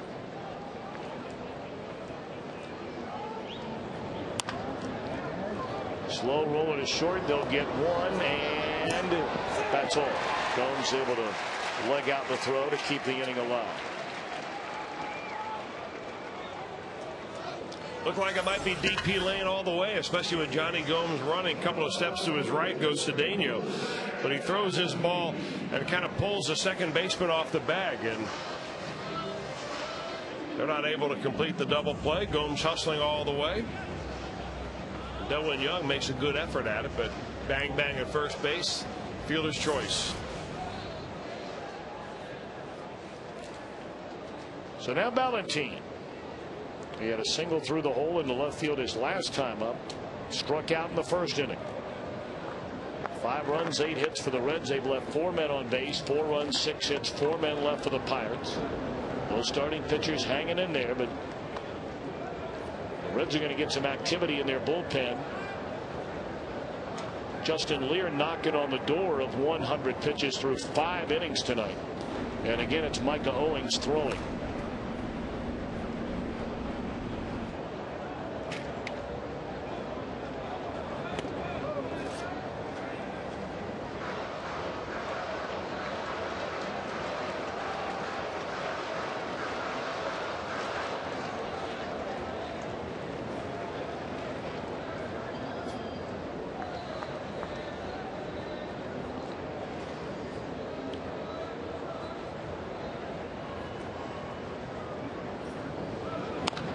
Grounded foul.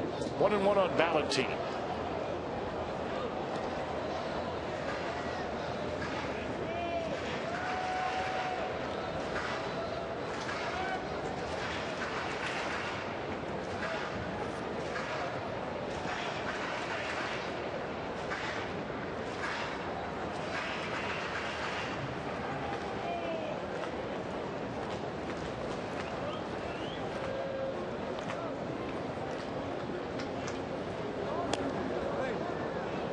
Talking about those games with wild card implications, Cole Hamel has gone through 7 innings tonight working on a 1-hit shutout.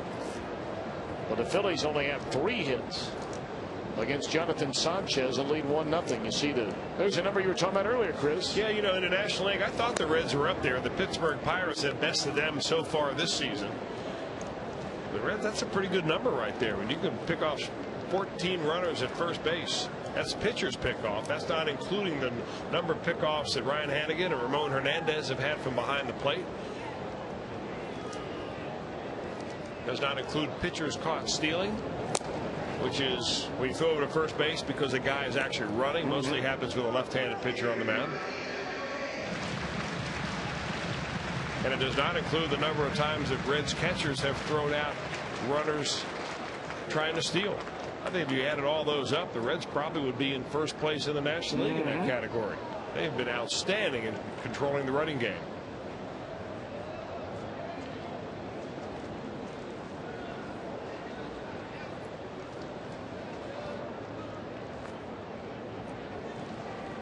One and 2 on Vladimir Valentin. Runner going, and a pitch is taken for a ball. I think Valentin thought that might have been strike 3.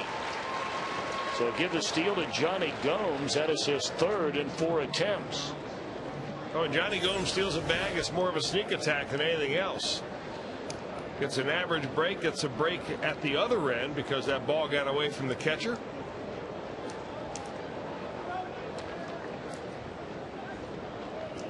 Delwyn Young getting out of the way. Wouldn't you? Yeah. I'm sitting up here. It's a big man. I'm well out of the way. Good eye there by Valentin. 3 balls and 2 strikes.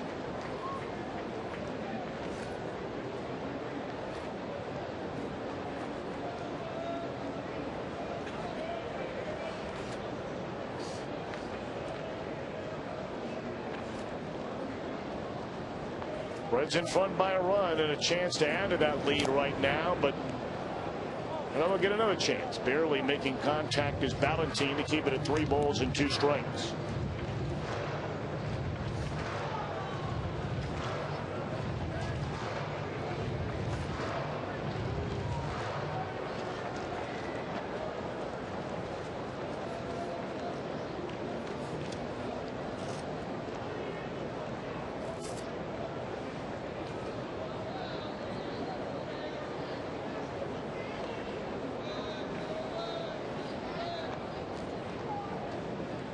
Morton looking and looking and looking and still looking. Well, you better start pulling out fingers and toes to get on the same page, apparently, for Charlie Morton. And now he's going to walk 10 feet behind the mound before this 3-2 pitch.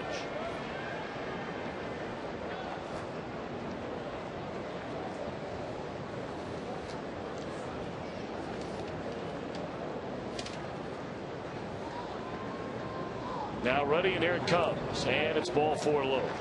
He was ahead of Valentine at 1 ball and 2 strikes and walked him.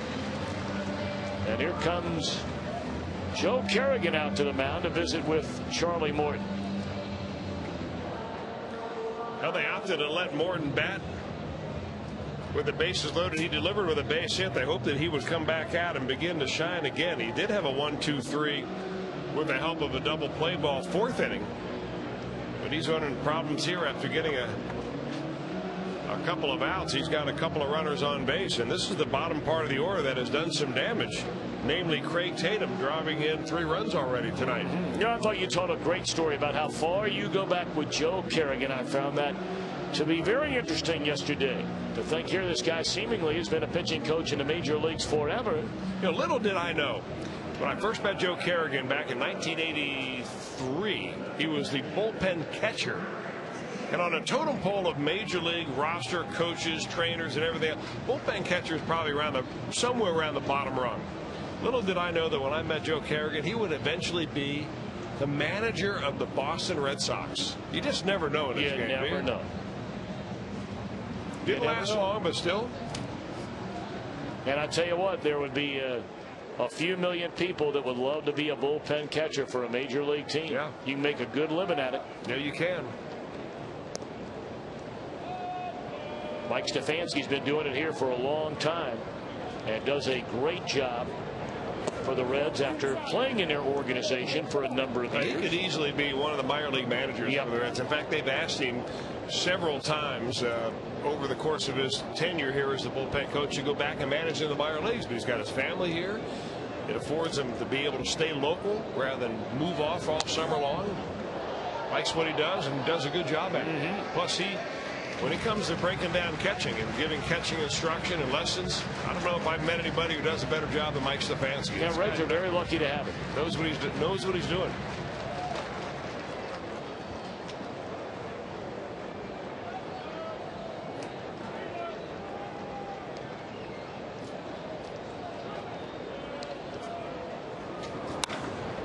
And there's a base hit into center field by Tatum. He has knocked in 4 runs in a game. That one gets away, and here comes the runner to the plate to throw there, and Valentine is out. But the run counts as Craig Tatum, who had 2 RBIs all year long for the Reds, has 2 hits and 4 RBIs tonight. It's 6-4 Reds at the end of 5.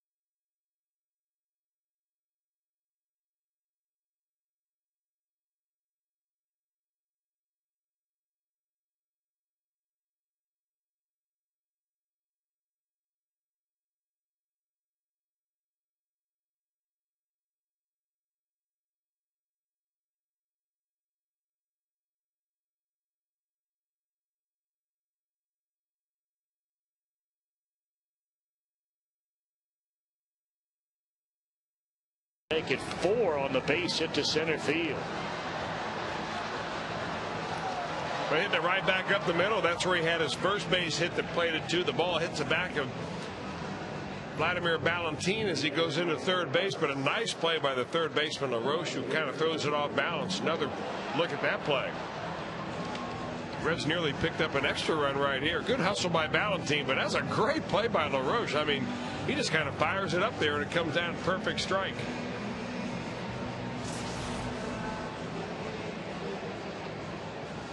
The Reds get one back, and they're now again up by 2. And again, here's Justin Lear just hanging around. I mean, just when you think this guy, in a couple of his starts this year, is going to get knocked out of the game in the 3rd, 4th, or 5th, he'll climb the hill here in the 6th. Reds have scored 6 behind him. He's allowed 4. Millage, LaRoche, Cedeno. And the bottom part of the order has hurt Lear tonight. Yeah, the last time he faced this part of the order was in the 4th inning, 2 innings ago, and he gave up a base hit, a walk, a base hit, another base hit, and a walk, and finally got out of that inning, giving up only a couple of runs, but it could have been a lot worse.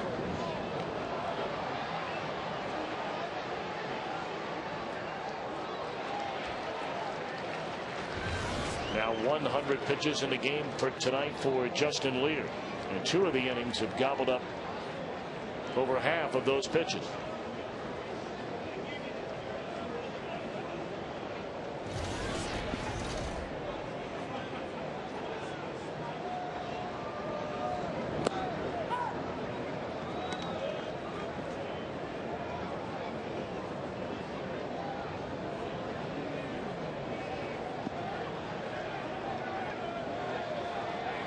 One and 2 on Lastings. Millage, and that ball hit hard into right field, but Gomes is there. 1 away. Well, when the Reds get it done with an RBI this season, that means another $25 from Shakely goes to the Reds Community Fund. Shakely, it's done. And what a night it has been. I mean, this will be one of those nights where Craig Tatum will hear from family and friends. And it's not over yet. He has 4 RBIs through the first 5 innings of this game. Told you he had 2 in very limited playing time since being brought up from the minor leagues going into the game tonight. In fact, now Tatum, as that ball is swung on and fouled out of play, had never knocked in a run at the big league level until the RBIs he has this season. For tonight to go along with 2 others. A 3rd round draft pick back in 2004 by the Reds from Hattiesburg, Mississippi. There's a ground ball to the right side, fielded by Brandon Phillips, and there are 2 away in the inning.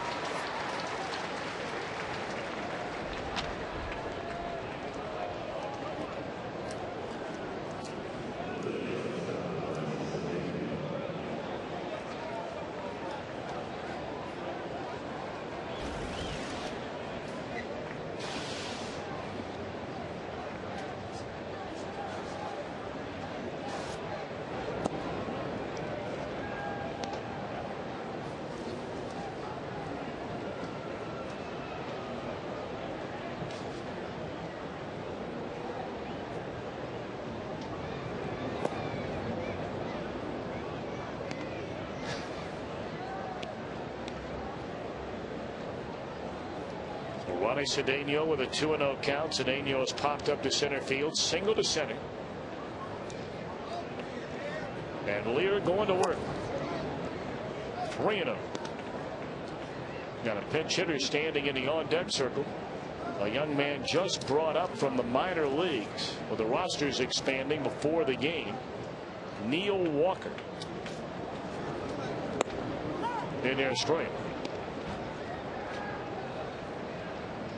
Walker, a Pittsburgh area native. He will become the 20th player drafted by the Pirates to reach the big leagues with the Pirates, as he'll make his way to the plate right now.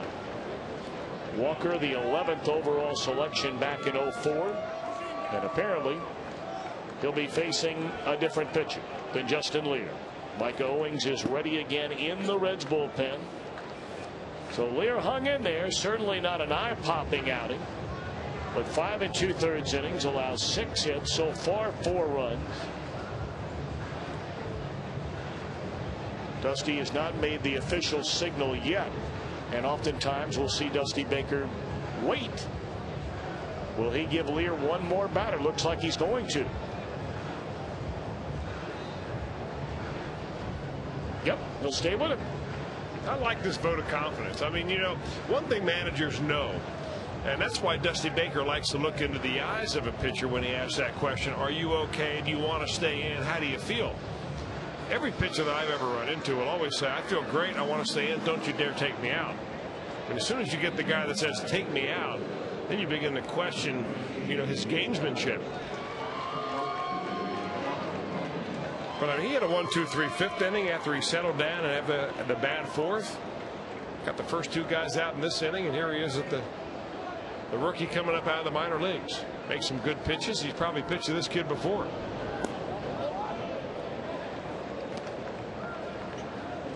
Of course, with Lear having spent a lot of time down in the International League, they play Indianapolis a lot. That's where the Pirates are.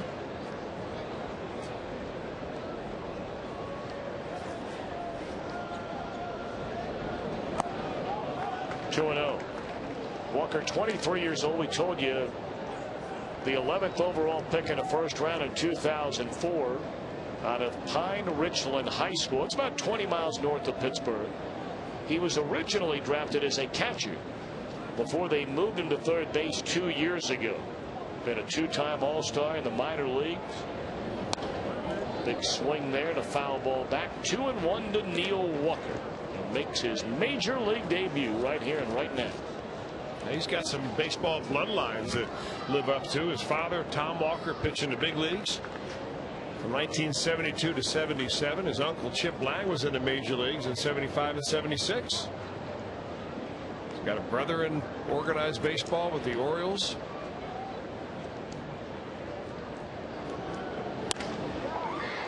And has his first major league hit taken away by Gold Glove winning second baseman Brandon Phillips. So Dusty stays with Lear. He gets help from Phillips. And we march on to the bottom of the 6th inning with the Reds in front by 2.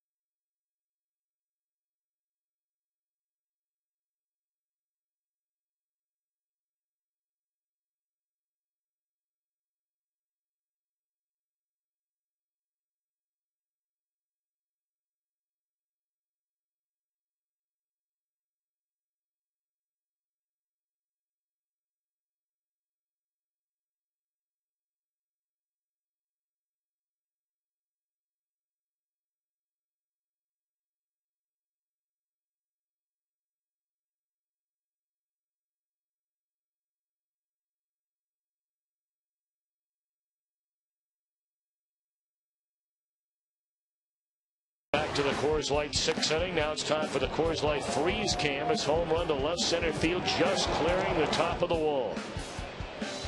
Guy thought about sticking his hat out there and said, well, better not. Don't want any of that interference business. And then what happens? The little guy snatches it away. Nice. Coors Light freeze cam brought to you by Frost Brewed Coors Light. Change on the mound for the Pirates. The night is over for Charlie Morton. He goes 5 innings, allows 9 hits, 6 runs, all earned. Chris Buchek makes his 7th appearance.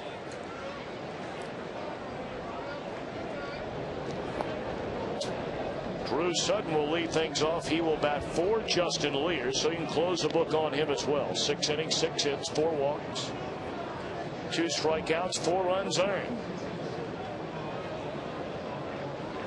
I mean, so even on nights when Lear clearly doesn't have it, well, you brought up earlier, Chris, you know, he wasn't getting the benefit of the doubt on a lot of pitches that some umpires in the lower end of the strike zone might call strikes that were called balls tonight.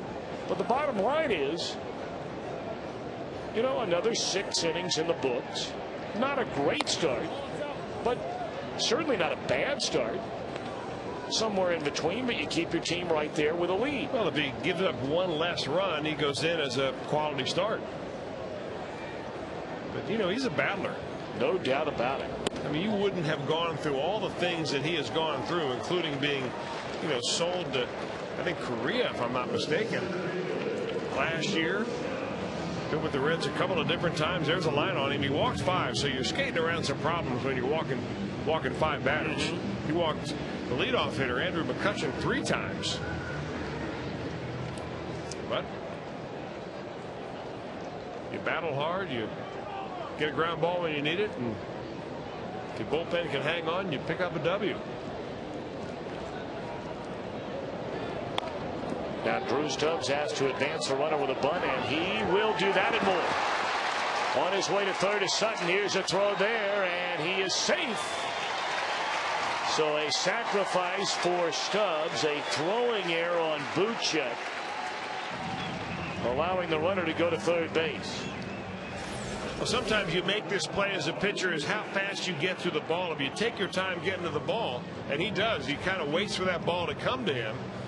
Of course, it helps when you have somebody covering first base too. It's like Steve Pearce way out of position right there, and Buchek just throws it in the vicinity of first base. That should have been a lot easier play for the Pirates. Drew Sutton heads up, goes to third, and again runners on the corners for the Reds.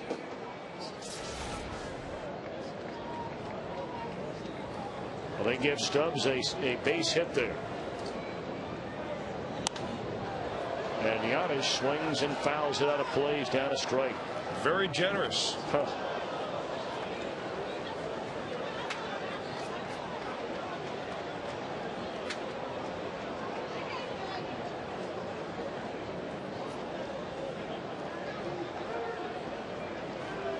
You have to still charge an error on the pitcher because Sutton advanced 90 feet second to third. And it's hit down the left field line by Giannis. That'll fall in a hit. Sutton will score. Stubbs on his way to third, and he will round third and score. Reds now lead at 8-4. That is 11 doubles for Paul Giannis.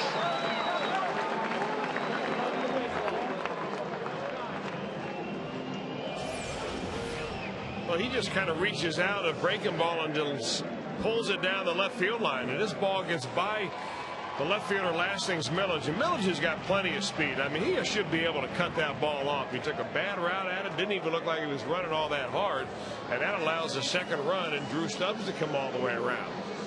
So the Reds have added a couple on, and they now again have a 4-run cushion. That cannot make John Russell very happy. I mean, the pitcher throws a ball away. Yeah, they give him a base hit, but it should have been an out. That ball should have been cut off in left field. He's got a whole list of things to talk about to his boys tonight. And from what we understand, the reputation of Mr. Russell is he will have that conversation.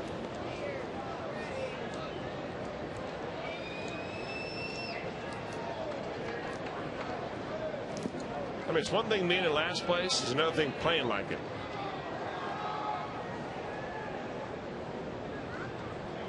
If that makes any sense. Well, if you're in last place, you've earned it.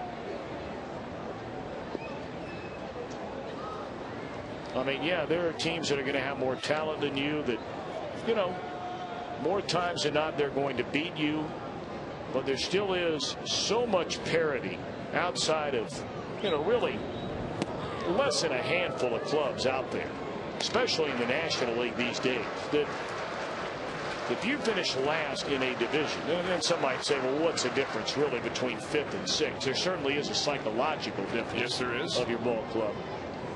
And I'm not picking on the Pirates. It's just a statement of fact. You finish in last, chances are you've earned it.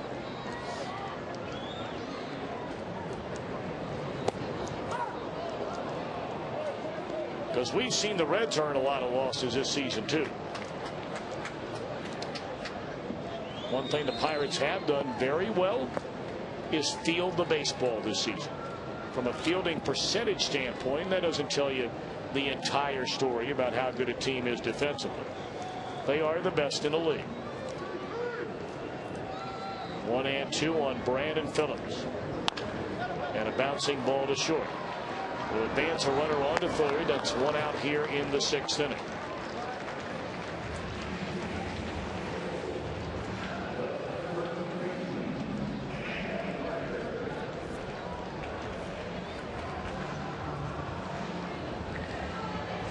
Chris, I know you were very impressed with that interview last night after the game that Brandon Phillips had with Jeff Piecoro. The interesting thing that we find out about Brandon Phillips after the game, I don't think he told Jeff Piecoro this, was that he's been playing with a broken wrist ever since he was hitting the hand.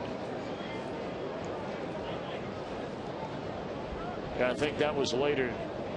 That was slightly corrected by the Reds medical staff that wasn't exactly the case. I think he used the word broken wrist, didn't he? Yes, he did. Yeah. Oh, what is it? Well, I mean, there's a difference between a slight fracture in there and a broken wrist. Yeah, I mean, that's a pretty big difference. But nonetheless, I mean, that he's been gutting through. In order to be diagnosed, you got to show up on an X-ray, right?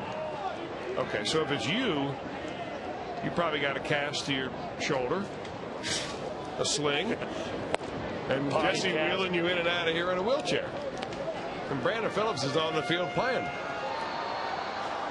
Well, hey, I never claimed to be John Wayne. All right. Point taken. But I knew that. 1-2 the count, up and away.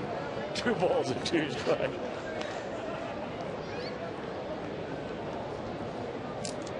You know what, though, he has had some injuries. Yep. He had a broken the tip of his thumb, which you know how much that's got to hurt, and it took a long time to heal.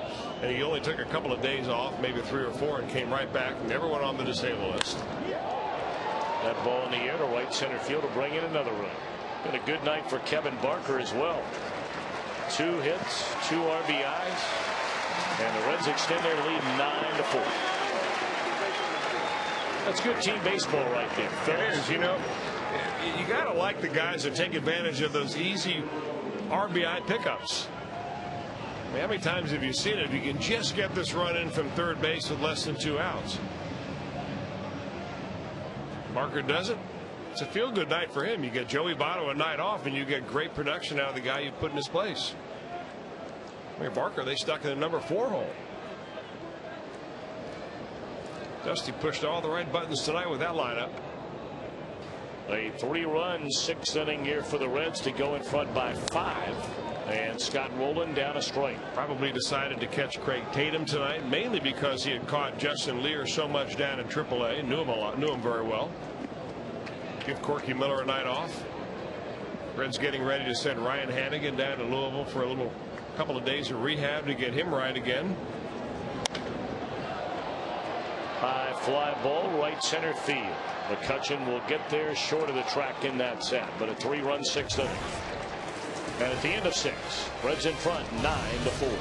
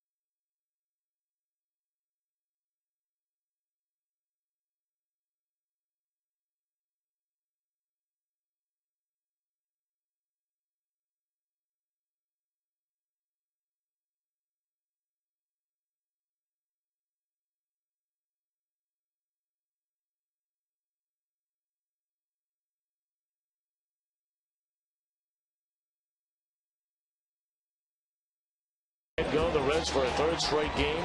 Scoring the first inning. Kevin Barker a single to knock in a run. Johnny Gomes the same.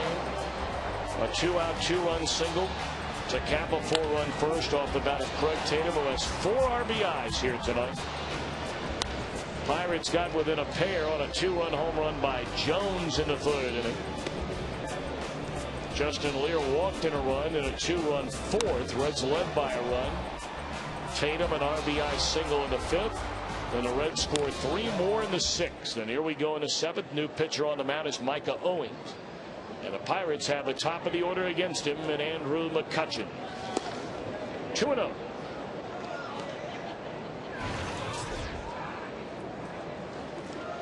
Get a look at the overall numbers on Micah Owings.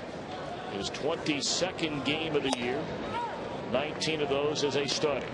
Last time we saw Micah was in that Saturday afternoon game, the loss that the Dodgers handed to the Reds 11-4. But he pitched 2 innings of shutout baseball, struck out a couple. Was not happy about being taken out of the rotation. Quite frankly, since coming off the disabled list, the Reds did not see a whole lot of improvement from when he went on.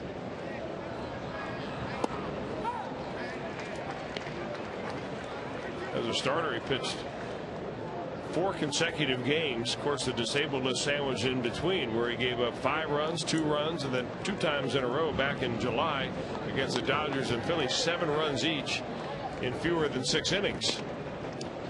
And that'll get you bumped.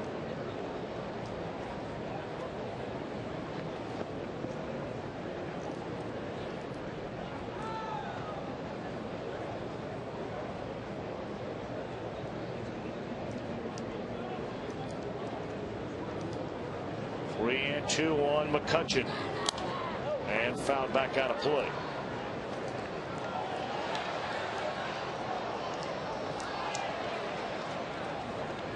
Well, what the future may or may not hold for Micah Owings, we have no idea. But I know one thing, Chris, we were talking about all the good guys on this Reds team.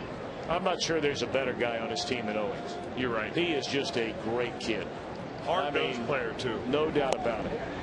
Swing and a miss, McCutchen gone.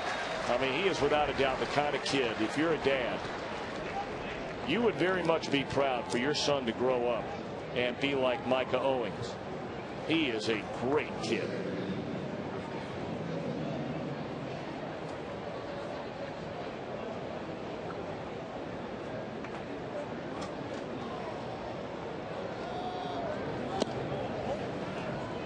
Ball 1 on Delwyn Young. 0 for 3 in the game. His fly to left struck out and bounced into a big double play to end that 4th inning. That's when the Pirates had already scored a couple of runs. They were within a run. And then he bounced into that double play to end the inning.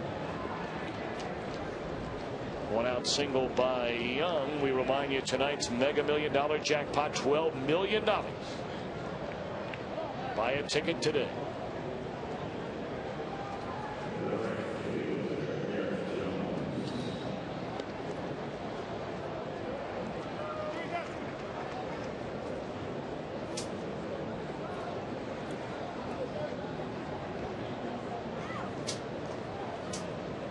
Now Garrett Jones. 1 on, 1 out. Reds in front by 5 here in the 7th inning. Jones is single. Hit the 2-run home run to left center field and grounded out to Kevin Barker at first base.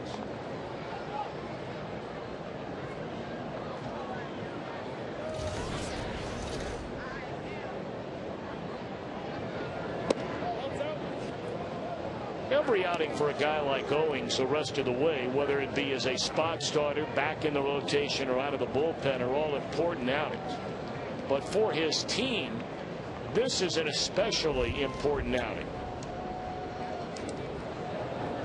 They need Owings to go out there right here and right now and just shut down the opposition without having to maybe chew up all 3 innings. Right, exactly right. And maybe pass one on to Ramon Ramirez, who's also down there with a fresh arm. But from a personal standpoint, Owens would like to be the guy to go out there and finish it on out. You pitch the last 3 innings, you pick up a save. You save the rest of the bullpen, which has been overworked big time. And you secure the 3rd win in a row in this series against the Pirates.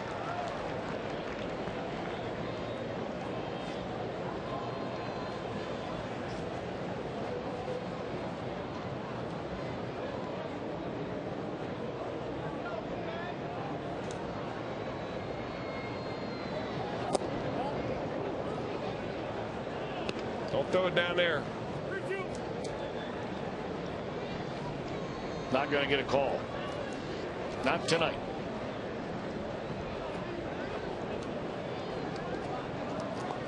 Three and two the count on Garrett Jones. Runner at first with one out. And Owings a pause and a pitch. Man, that looked like a pretty good pitch right there. Not sure where it missed.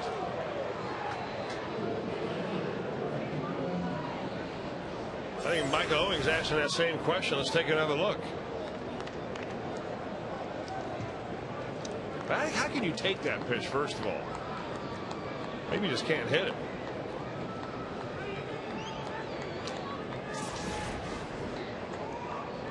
All right, a one-out single and a walk, and here's Ryan Domit, 1 for 3. Has singled, grounded to short, and bounced to second. Breaking ball low, 1-0.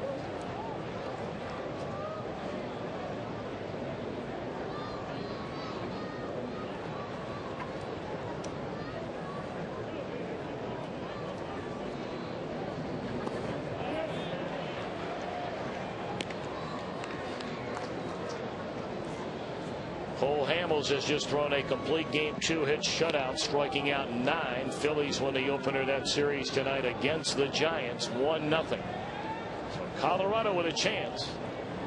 And already the Rockies in front of the Mets in the second inning in Denver, 3-2, to take a one-game lead in the wild card race. Boy, how about Tim Hudson? Here he's been waiting a year following Tommy John surgery. Was scheduled to start the game tonight down in Florida between the Braves and the Marlins. And he has been waiting the better part of 2.5 hours due to rain to get that start. Fly ball into right center. Easy play for Johnny Gomes. Runners stay put, 2 gone in the Pirates' 7th.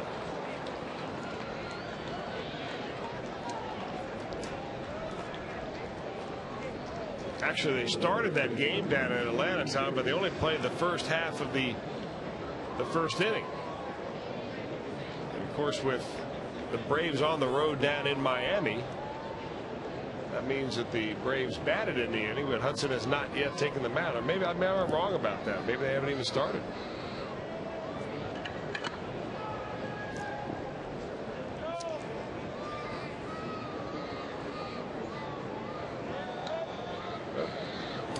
They have not started.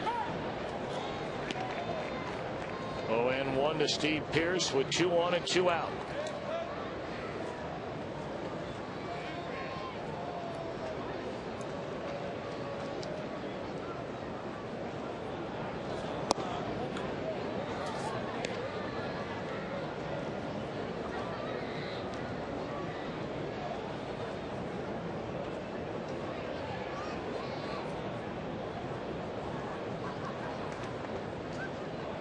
Ball and a strike on Pearce. Owings a check of the runners in the pitch. In the air, should in the 7th. Gomes underneath it, and that's it. 7th inning stretch time presented by Cincinnati Bell, with the Reds leading 9-4.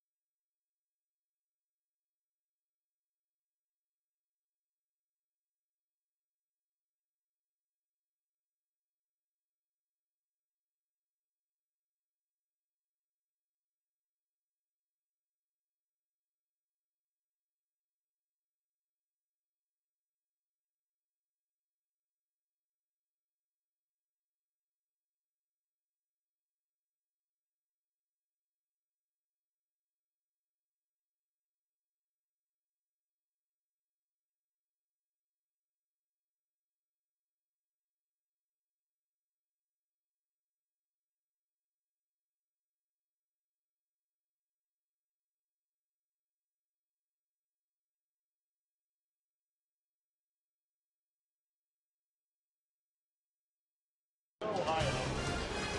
Reds baseball on Fox Sports Ohio, brought to you by your local Ford dealer in the Ford F-150 2009 Motor Trend Truck of the Year.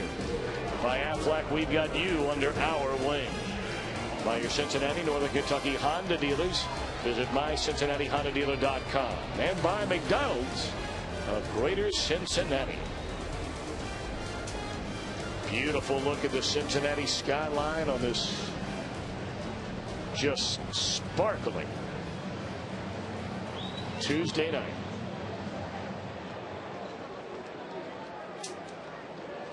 And that's only a small sliver of our skyline.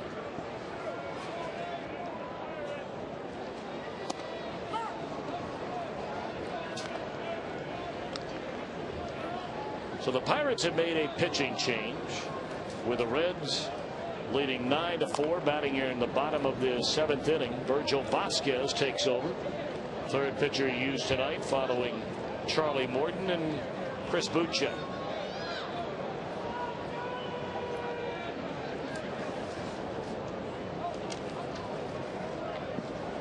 Vasquez just brought up today from Indianapolis.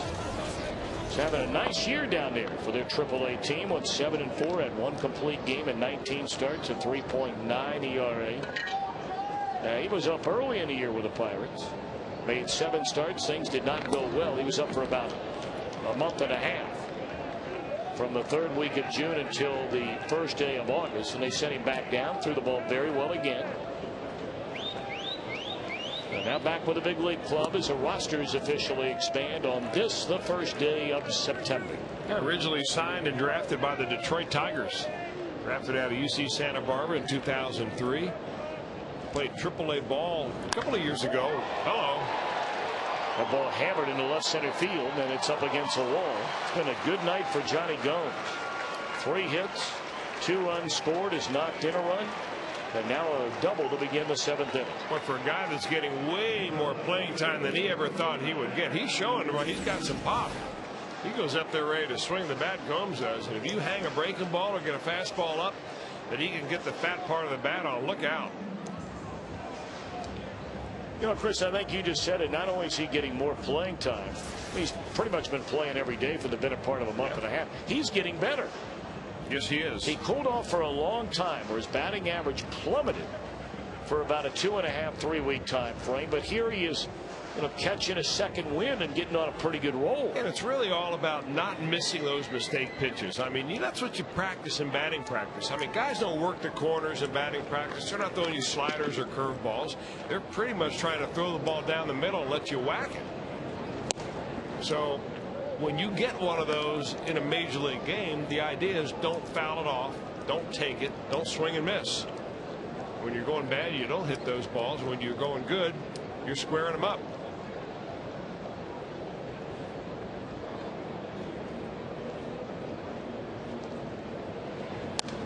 Why to this day, and people can say whatever they want about him. He did this, he did that. But I have never seen in my life, for about an 8-year run, I have never seen anybody, and I venture to say never will see anybody, who so infrequently got a pitch to hit every game, but every time he got one, he never missed it, was Barry Bonds. Never seen anything like it. That ball hammered into right center field, and it is gone, a home run. That's that opposite field power you've been talking about, Chris Welsh, with Vladimir Valentin. A 2-run home run.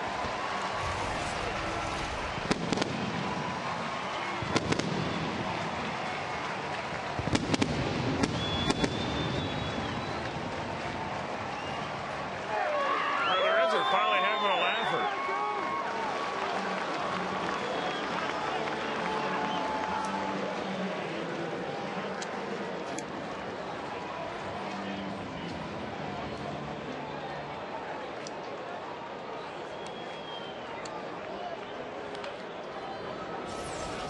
Well, he's got some power, there's no question about that. Doesn't have any triples, but hey, forget the triples. You can go yard like this going Oppage, right center field. That's where a lot of his power is. And Andrew McCutcheon in center field runs out of room, and a 2-run bomb for Vladimir Valentin. I mean, almost like in Nostradamus-like fashion. I mean, he wasn't here a day or two, and you were just watching him take BP, and you said, man, now this guy, he has got some major league power, especially the other way. Yeah. It's always good to get a good tip. I got a good scouting report. Passed on to me secondhand, but it came originally from Ken Griffey Jr. How much more authentic can you get than that? No doubt.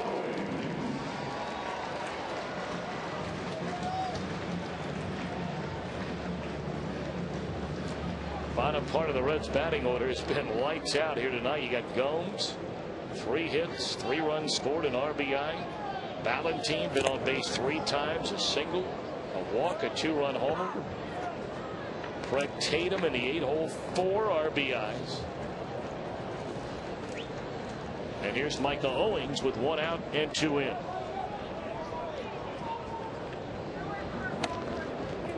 Did I just accidentally say Fred Tatum? Somebody just told me in my ear. I'm sorry if I did. Craig Tatum, please forgive me.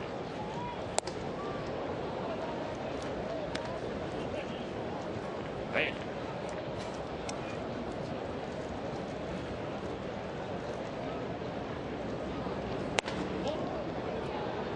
And I can't use that old standard line. I used to know a kid in high school named Fred Tatum.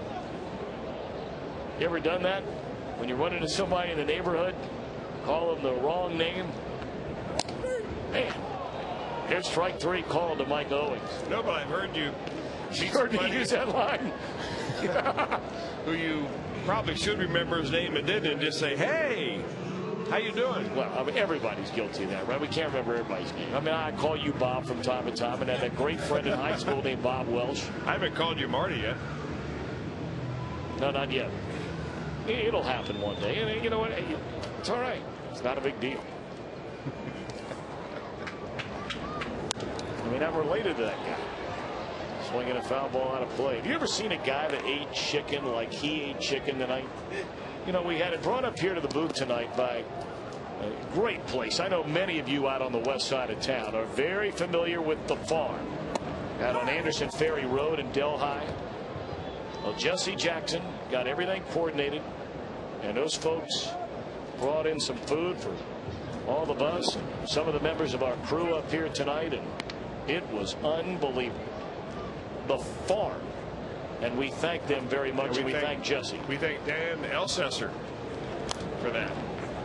Delicious, right down there on Anderson Ferry Road. And that guy right there, I'm surprised he's not asleep. You know, I've ever seen people eat a lot of chicken and just fall asleep. I thought the cowboy could eat some chicken until I saw Marty take care of it tonight. You know, and he had the best line of the night, and I think it may be some truth to it as he munched on a 6th or 7th piece on the way out the door. Be careful which one you use. There were a lot of them. World peace depends on fried chicken. It's a good line. Good line. Look at him over there, though. I mean, he's still in like a chicken fog, right? Man, I got to believe out there in Delhi, people come walking out of that place and they fall asleep in their car before they leave. Home run by Valentine. Mighty good. We go to the 8th. Reds lead 11-4.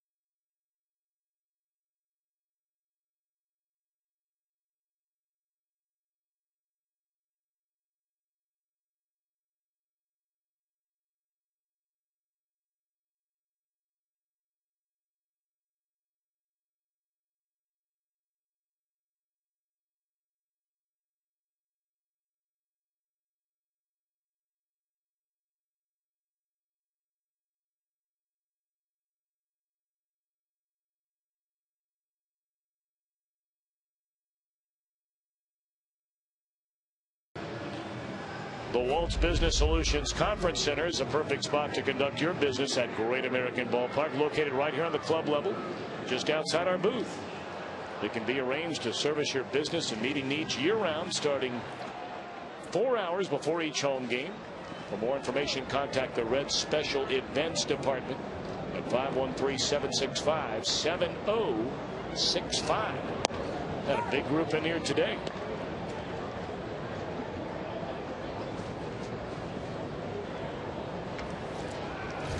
Ran one on Lasting's millage. And here the Pirates are once again away from PNC Park. You know, you look at this club and you look at their record at 53-77, 24 games under 500. And when you look at 6 games over the 500 mark in their home ballpark, PNC Park, and then you go down one column or over one column if you're reading the newspaper and you look at the road record.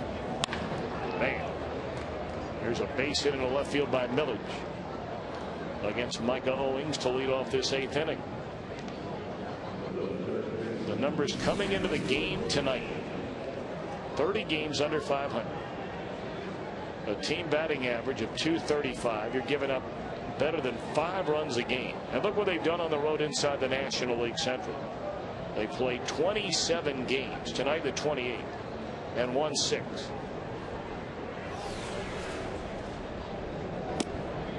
Well, right now they're reeling. The Reds are on the verge of winning their 3rd straight. Right now they're 7-3 in their last 10 ball games. So the Reds have really picked it up. The Pirates are the exact opposite. They are 3-7 in their last 10. They've lost 5 in a row. Swept by the Brewers, lost 2 yesterday, on the verge of losing this ball game again. John Russell had to figure it was going to be tough, because they've had 17 consecutive years of losing. Yadish on one knee to Phillips, and that's a double play.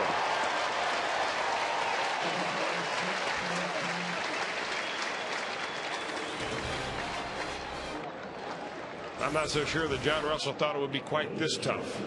Nice play by the Red shortstop again. A good turn by Brandon Phillips. Once you get the good feed, it's pretty easy from there.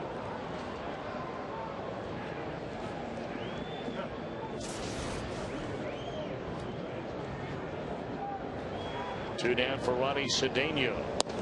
In there, a fastball strike.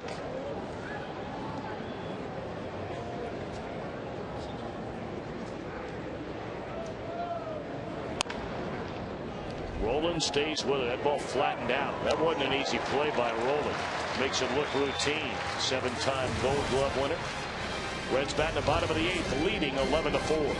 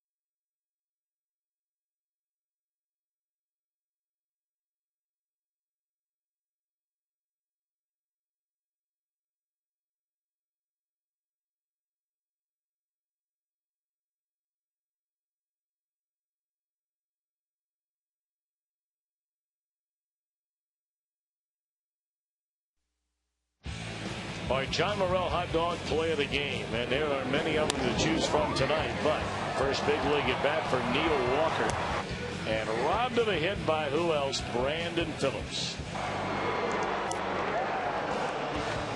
Our John Morrell hot dog play of the game. That was a final out recorded in this game by Justin Lear, and right now he's in line for the win. And Chris, with the win. In 7 starts, Justin Lear would go to 4-1. Hard to ignore.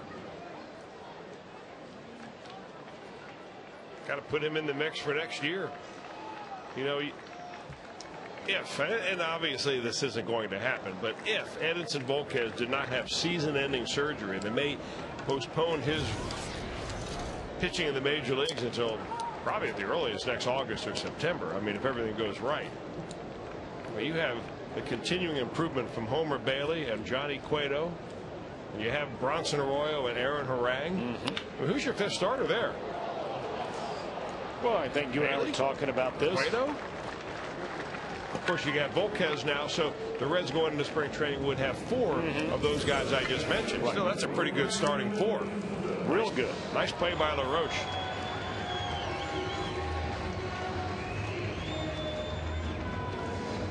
Andy LaRoche has seen Paul Giannis pick the Pirates clean in this series so far, and he wants to return the favor. And you know, Chris, you start taking a peek ahead now, knowing there will be a spot open in that rotation. If everybody's back healthy and you have Harang, Arroyo, Cueto, Bailey as your front 4. All right, then you start looking around the number 5 spot. I mean, there's always a chance the Reds could go out and try and bring somebody in. You have Justin Lear, you have Micah Owings coming back, Travis Wood, Matt Maloney. Travis Wood, by the way, today was named the Southern League Pitcher of the Year. Even though right now he's pitching for Rick Sweet in the International League for Louisville. I mean, the Reds, you stop and think about it. The best league there is in AAA, the American Association. They had the Pitcher of the Year in Justin Lear. Granted, a guy that's been around for a while, but nonetheless was that league's Pitcher of the Year. And down in the Carolina League, or the Southern League, where Carolina plays, the Reds, Travis Wood was named the Pitcher of the Year in that league. Impressive. And I'm sure we're forgetting somebody that might be in that mix. Ramon Ramirez might be in that mix. I think Ramirez really hurt his chances more than any other player that I can think of, certainly from the Red standpoint, by pitching in the World Baseball Classic this year, of earning a spot in the Reds rotation when this year's season began. As you may remember, it came down to Owings and Bailey after initially being Owings, Bailey, Massett, Ramirez. Then Ramirez was gone for so long that he was a non-factor by the time he got back.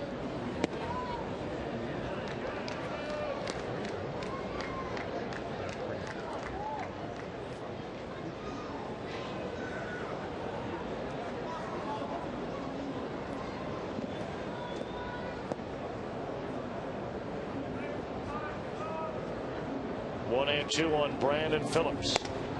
Fastball up. Boy, Matt Capps can rush it up there now. 95.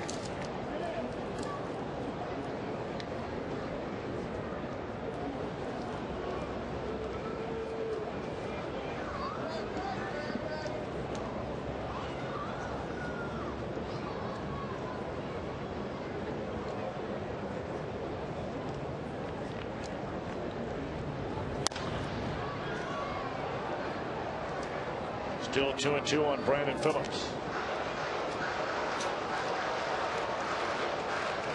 11 runs, 13 hits for the Reds. They've only had 2 at-bats in the game tonight, 2 half innings where they did not score.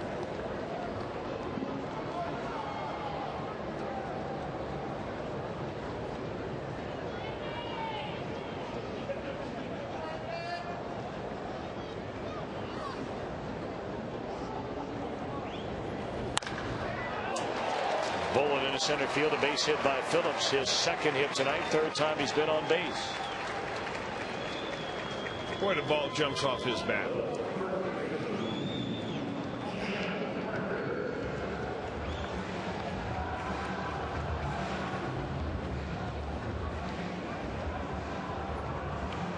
been a very good night for Kevin Barker. Got his batting average up to 467.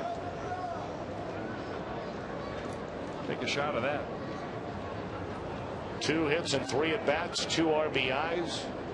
Has also scored a run.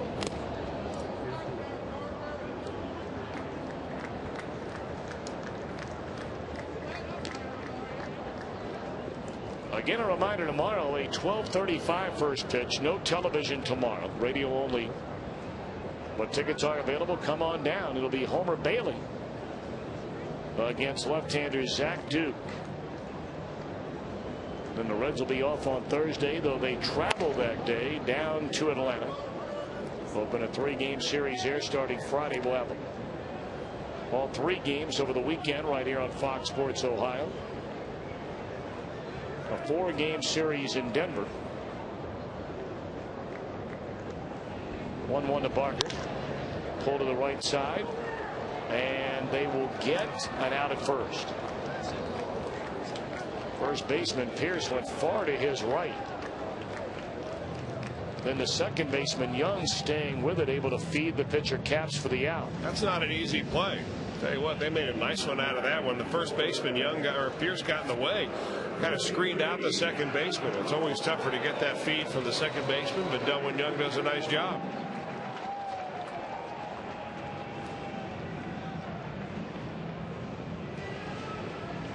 On that upcoming road trip, by the way, as Adam Rosales will now come up and bat for Scott Rowland. Told you we'll have all 3 games for you in Atlanta here on Fox Sports Ohio this coming weekend. We'll have the first 3 games of that series Monday, Tuesday, Wednesday, all night games. No TV next Thursday. Then next Friday and Saturday will come your way from Wrigley Field in Chicago. Fly ball right field by Rosales, and the inning is over. Pirates come to bat in the 9th with the Reds leading by 7.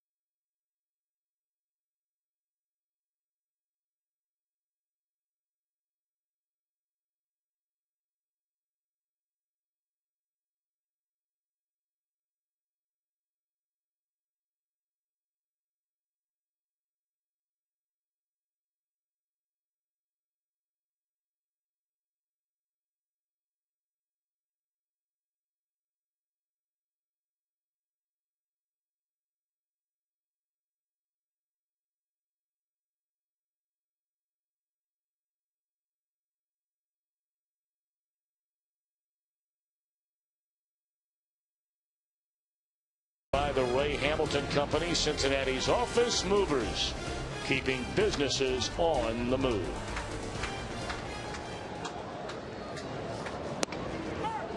So here we go. Pirates batting in the 9th inning. Luis Cruz to bat for the pitcher Matt Capps. And Micah Owings 3 outs away from getting a save. He has never, repeat, never had a save in his professional baseball career. Adam Rosales stays in there to play third, and a bouncing ball in the right field, a base hit by Cruz. Celebrate the beginning of the school year and show your spirit, your school spirit, with the Reds. For the rest of the year, students can purchase half-price tickets for select seating sections at Reds home games. Purchase student tickets at the ballpark ticket windows or go to reds.com/students. Great deal for the final month of this 2009 season.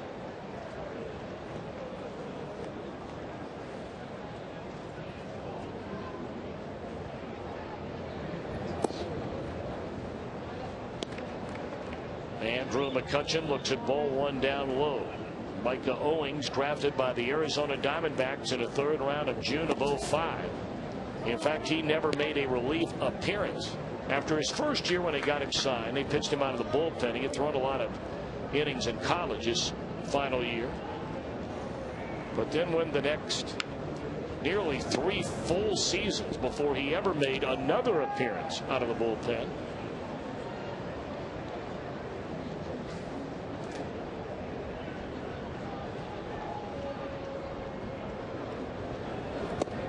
Two full years.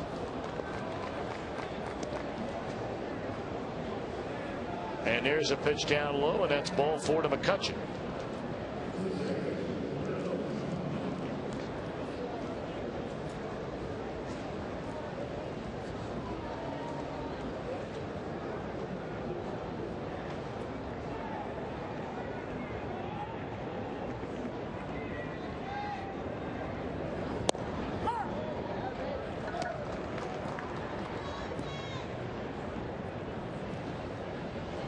And 1 to count.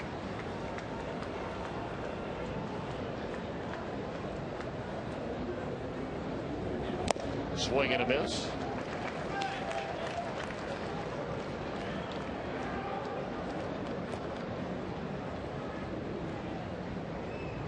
In fact, going into this year, Micah Owings had pitched in 51 games in the major leagues, and only 6 of them were in relief.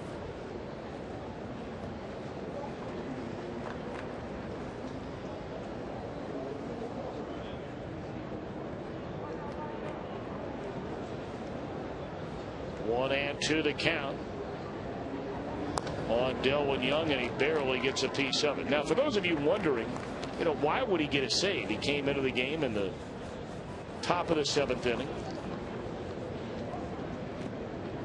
By that time, the Reds had a 9-4 lead in this game. Well, if you pitch the final 3 innings of the game, it doesn't matter if your team leads by 25 runs. If you pitch the final 3 innings of a game obviously that your team wins, you get a save.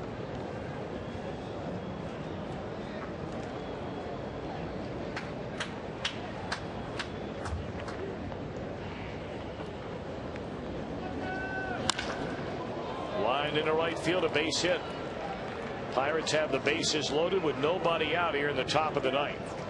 So Owings has some work to do if he's going to nail down a save tonight. Granted, he has a huge lead, and I would imagine Dusty's going to leave him out there.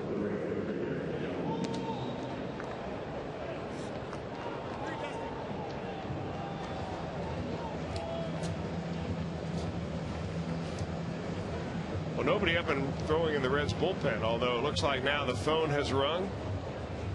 Porky Lopez answered it, and it looks like they're going to get somebody up. I would presume it would be either Jared Burton or Ramon Ramirez.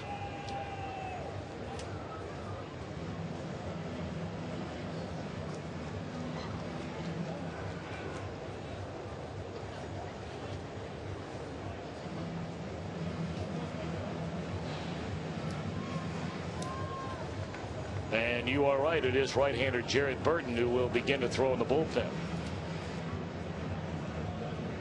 And that might just be a little motivation for Micah Owings. He knows he can get a save right here. Knows he's also trying to pitch himself back into the favor of Dusty Baker and Dick Pole. Getting a ground ball double play would go a long way. Strike 1 on Garrett Jones. Bases loaded, nobody out.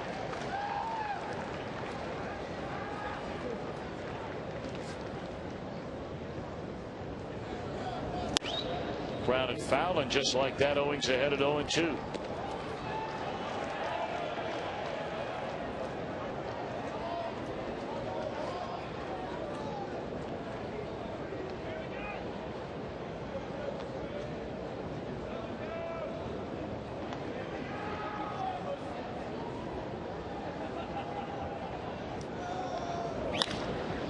could be that double play ball you were talking about. There's one. There's two.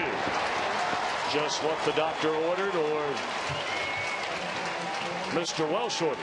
Run does score to make it an 11-5 What a game. nice turn by the Reds infield right here. You've got to get rid of that ball quickly if you're Brandon Phillips right here, because Jones from the left side, not a great runner, but he doesn't run bad. But on a gun from Paul Yanish. I mean, he absolutely has a howitzer out there. Just like that, you're 2/3 of the way through the inning and closer to that save. Better yet, closer to a Reds win.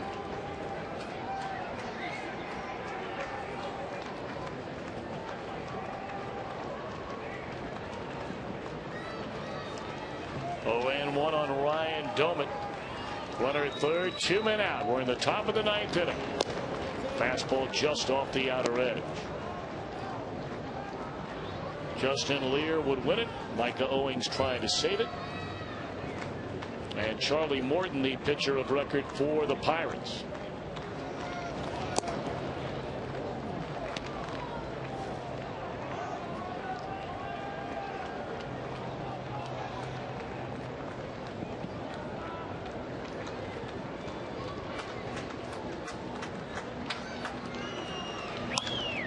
That ball drilled into left center field. Stubbs on the run. He will get it, and that'll end the game. Drew Stubbs got a great jump on that ball, slicing away from him in left center field. And the Reds have won 3 in a row over the Pirates, and they will go for a 4-game sweep tomorrow. Justin Lear goes to 4-1. Charlie Morton